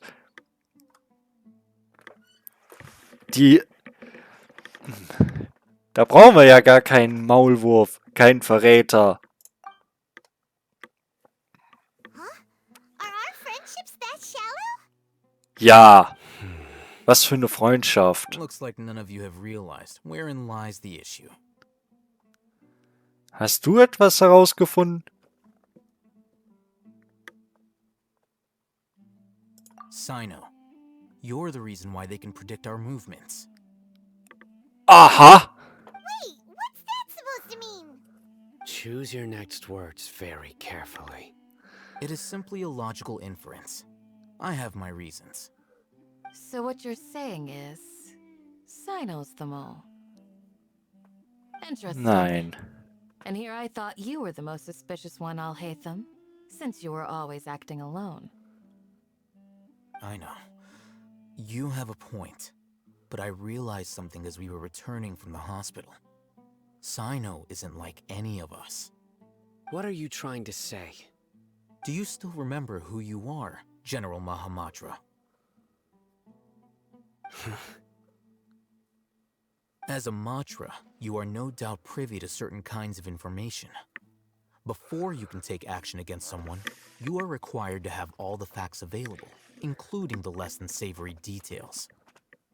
Simply put, the Academia has traditionally allowed you access to a wealth of sensitive information. Knowing their modus operandi, wouldn't you expect them to take precautions against you? If you want to raise a vicious wolf, you need to make sure that you can avoid its bite. The Academia is monitoring me? It's not that simple. The Academia has eyes all over Sumeru, but they have a special protocol for dealing with you. Every so often comes a Nyagarbaha Day. On this day, the Academia enters new information into the Akasha through knowledge capsules. I remember seeing a thick notebook next to the control panel once. Its contents were all about the General Mahamatra, his activities throughout the day, preferred methods of enacting judgment, everything. You're saying that the Academia entered my information into the Akasha too? But what's the point in doing that? My actions aren't important enough to be added into the Akasha. The Akasha is capable of computation. The Akasha's algorithms are entirely capable of predicting your movements using the data entered. When you would depart, the route you would follow, your destination. It knew all of this. It predicted my every move. The Academia has been watching you longer than you think. However, the fact that you resigned is proof that their suspicions were well-founded. So that's how it is. Sino adheres to his principles so strongly that he's actually a thorn in their side. Tenacity of will and steadfast faith are worthless to the Academia. They need scholars who are easily pliable and mindlessly go after anything they can profit from. Sino, don't take it to heart. This just proves how much of a trustworthy ally you are. They escaped because of me. Don't blame yourself. It's not like any of us would have known. Bitte? Also, wenn ich einen übermächtigen Henker hätte, der nicht unbedingt absolut loyal ist, sondern loyal zu seinen eigenen Prinzipien steht. Eieiei. Ich meine,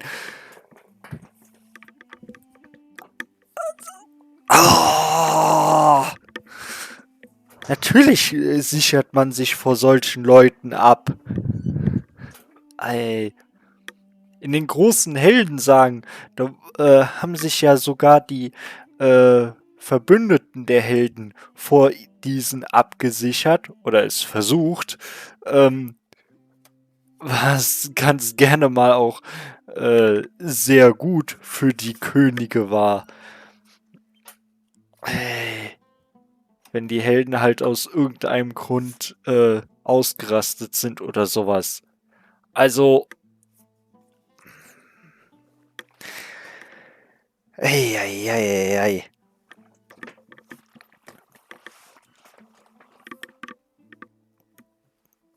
Und gerade die Bösewichte, die natürlich auch. Also, wie oft der Imperator aus Star Wars versucht hat, Darth Vader zu töten, keine Ahnung mehr.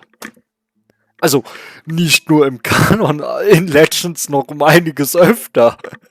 Ja gut, da hatte er aber auch mehr Zeit. Aber, ei. I have an idea.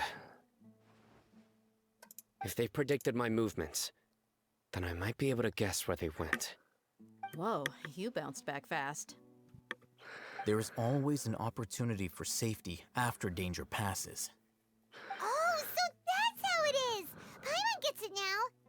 If the Academia is trying to avoid Sino, then the safest place would be... Na, der Ort, an dem Cyno gerade war. Yep, that's right! They'll want to proceed in the direction opposite of where I'm going. Paimon, du wirst immer schlauer. I must go. There's also something I want to investigate. Let's go, guys! After him! Please, wait! I want to go too! Nein! You want to go too? If so, you have to promise to stay safe. I want to find Grandpa. I promise I'll be careful and not cause any trouble. Everyone, I leave him in your hands. Nein! Was ist denn, wenn da irgendjemand ist, der wirklich gefährlich ist? Yay, let's go! Paimon feels like we're missing someone, though. Ah! I'll be awaiting your good news.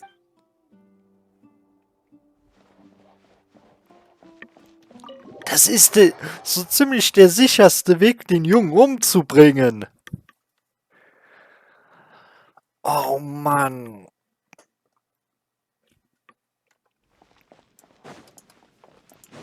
Ah, je.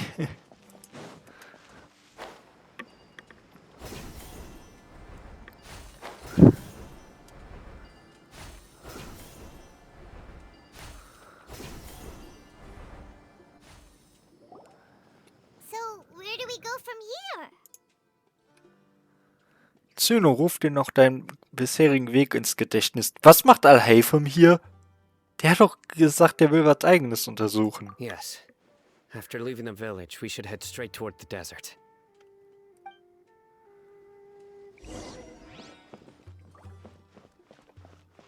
I know the desert like the back of my hand. Is that because you play here a lot? Yep. One time, Grandpa almost got lost in the desert, but I was the one who brought him back. There's something here. What's this? It's buried in the sand. Looks like we'll need to roll up our sleeves and do some work. And Paimon thought running around everywhere was already enough work. Keine Debatte, Paimon. Außerdem, du musst nicht rennen. Okay.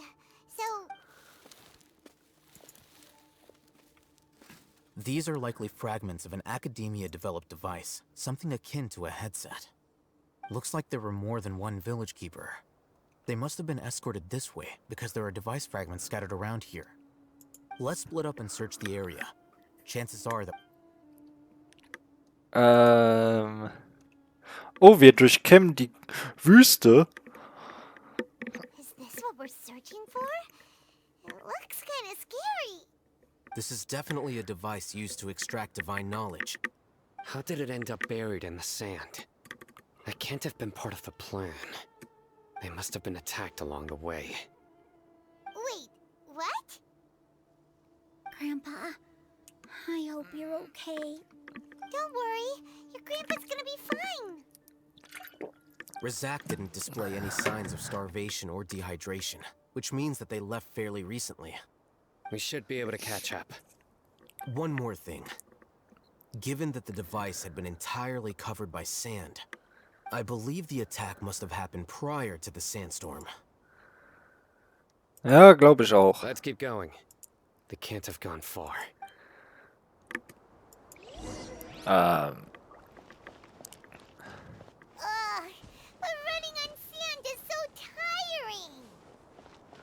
But you're flying, aren't you, Paimon? Is flying over sand tiring too? Ugh, of course it is.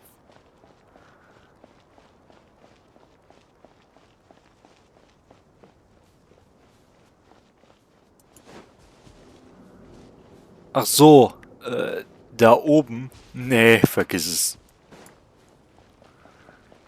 Irgendwann. Voices, over there. Don't get any closer. They'll notice us. Dia's talking with the Eremites?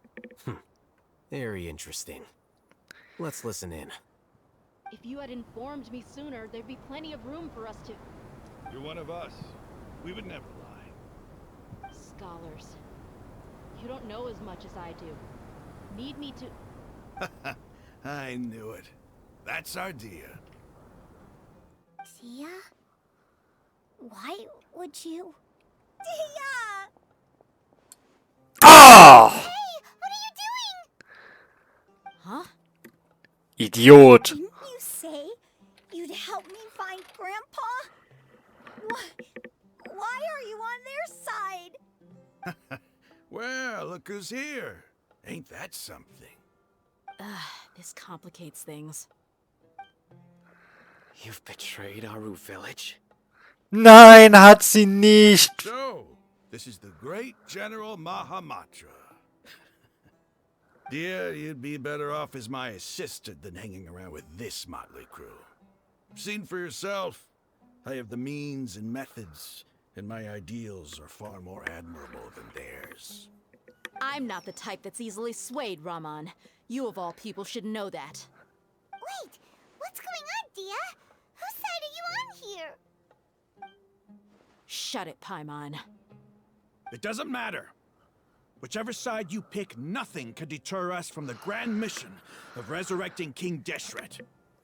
Once our Lord of Old returns to us, we will have Halt die Klappe. Raman. It's not gonna happen. You should understand that more than anyone. Have all your years as a merc taught you nothing about placing hopes in a ruler? I'm a desert dweller and a proud follower of King Deshret. Whether I live by the edge of the sword or in peaceful comfort, my soul will always carry this conviction. It's not too late yet. The village mad scholars aren't gonna bring King Deshret back to life. You don't understand, my dear lady. Pursuing our faith is our purpose in life. Even if the chance of success is 1 in a million, we must be willing to give everything we have. Even if it'll expose you to the academia? Even if they end up disbanding the Eremites? Your Eremites, which you've worked so hard for all these years? Yes. We've waited a long time for this day to come. The sun and the moon no longer shine here. All you see now is cracks in this desiccated land. But fate has finally dealt me a hand to play against the Academia. With these scholars in our custody, we'll stomp the Academia's forces and fight our way beyond the wall of Samiel. Ridiculous. Think about it. The Academia controls the entirety of Sumeru. Your powers are negligible in comparison. If you still don't believe me, then try asking these two men. They're also against the Academia, but neither of them are as arrogant as you are. They look more like pawns of the Academia to me. Why would I listen to anything the people of Greater Lord Rukkhadevada have to say? Filthy traitors. Your god abandoned all honor and betrayed King Deshret. We desert dwellers will never trust the likes of you. It's impossible to communicate with someone so hostile. Perhaps we should.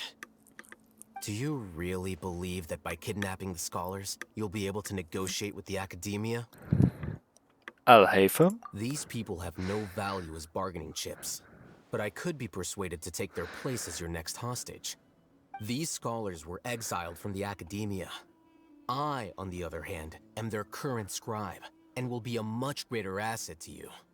Wait, you can't be serious. So, you want to trade places with the hostages, do you? Precisely. Any wise person would gladly accept my offer. What are you thinking? What if they decide to kill you instead? Well, that would be bad luck for me. However, I'd get the chance to observe the scholars, perhaps even find out the truth. Think you can talk me over with that confident look of yours? I'm not trying to persuade you. I'm using this as a means of joining forces against the Academia. You are the scribe. What do you have against the Academia? Not all desert dwellers believe in King Deshret. And the same applies to the Academia. Why must all knowledge seekers approve of the Academia's way of doing things? You Academia scum. Every last one of you is nothing but a hypocrite, just like everyone else on the other side of that wall. I've made myself clear enough. I won't listen to another word from the Dendro Archon's people. Not so fast. I'll hate them. Do you stand by everything you just said? I never make empty promises. You know you're making a dangerous decision, right? I do. Good. Raman, hear me out. These people are my friends. Maybe you can't take the followers of the Dendro Archon at their word, but what about me? Do you trust me? We've known each other for years. Of course I do. In that case, I'm willing to vouch for their honesty with my right arm. Come on, Raman, don't be a coward. If you're serious about taking on the Academia, you need to steel yourself. You can't be afraid. An arm from the Flame Mane. You've piqued my interest. But what if you refuse to oblige? What should I do then? No one's a fool here, Dia. We're mercs. And mercs don't tend to live long unless they have their wits about Boah, mach deine Entscheidung, Jung! You're not wrong, but this is different. I promised my friends that we'd bring back the village keepers to get... Let's do it right here, then. Give me your right arm as proof of your resolve. Don't listen to him! He's not even trying to negotiate! He just wants to make things more difficult! That's fine. Are you crazy? We came here to save lives. One arm for that many people is still a pretty good deal, if you ask me. Raman, I'm holding up my end of the deal here. You'd better not let me down. Sure. Go ahead and cut off her right arm.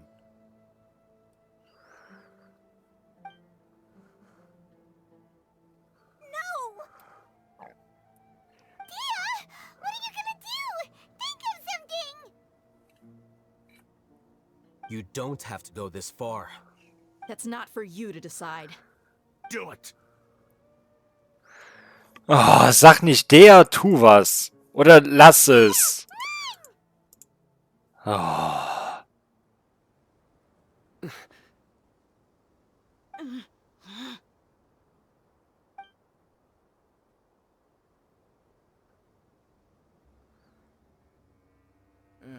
Stop! Der hätte eh nicht getroffen. Der Schlag war ausgeführt, als wäre das aus einem Star Wars Sequel. You and I are both desert folk. Cutting off your arm is no different than cutting off my own fingers. Where's the sense in cutting my own kin to pieces? You've shown me that you're serious. Go on now, take your friends and leave. Meet me in the desert at noon tomorrow. Was ist das denn bitte für eine Ortsangabe? Triff mich in der Wüste. Dude! Hast du mal auf die Karte geguckt? Sumero ist ein Shithole of Sand. I was really counting on him not going through with it. That was crazy. Have you all lost your minds? What if he'd actually cut your arm off? Then I just have to hold my claymore with my left arm.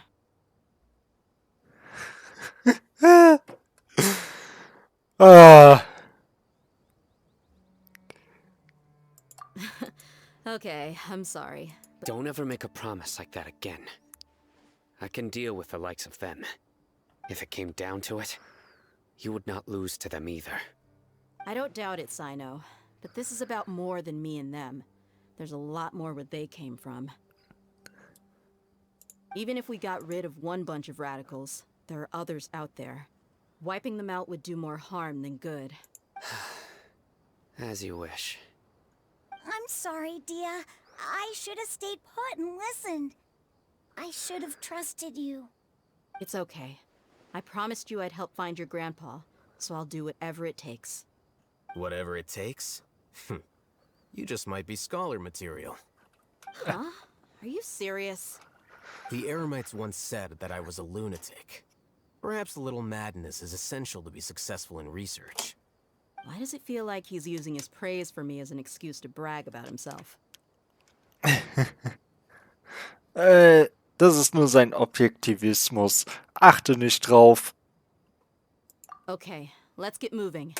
We should head back to the village and rest up. Today was just a trial run. Noon tomorrow is gonna be the hard part. Ja. Alles ist ungewiss. Nicht so wirklich. Geheimnis der sengenden Wüste. Okay. Ja, ich würde sagen, dann beenden wir diesen Part genauso wie er begonnen hat. Ich meine, wir sind jetzt bei knapp 2 Stunden. Etwas über 2 Stunden, glaube ich. Ich hoffe, es hat euch gefallen. Besser als mir. Mir hat's nicht gefallen. Ich komme immer noch nicht drauf klar, dass man Missbrauch so einfach mal so gutheißen kann. Was zur Hölle ist falsch? Da brauche ich noch ein paar. Okay. Dann bis zum nächsten Mal. Gruß, Zynas Fan.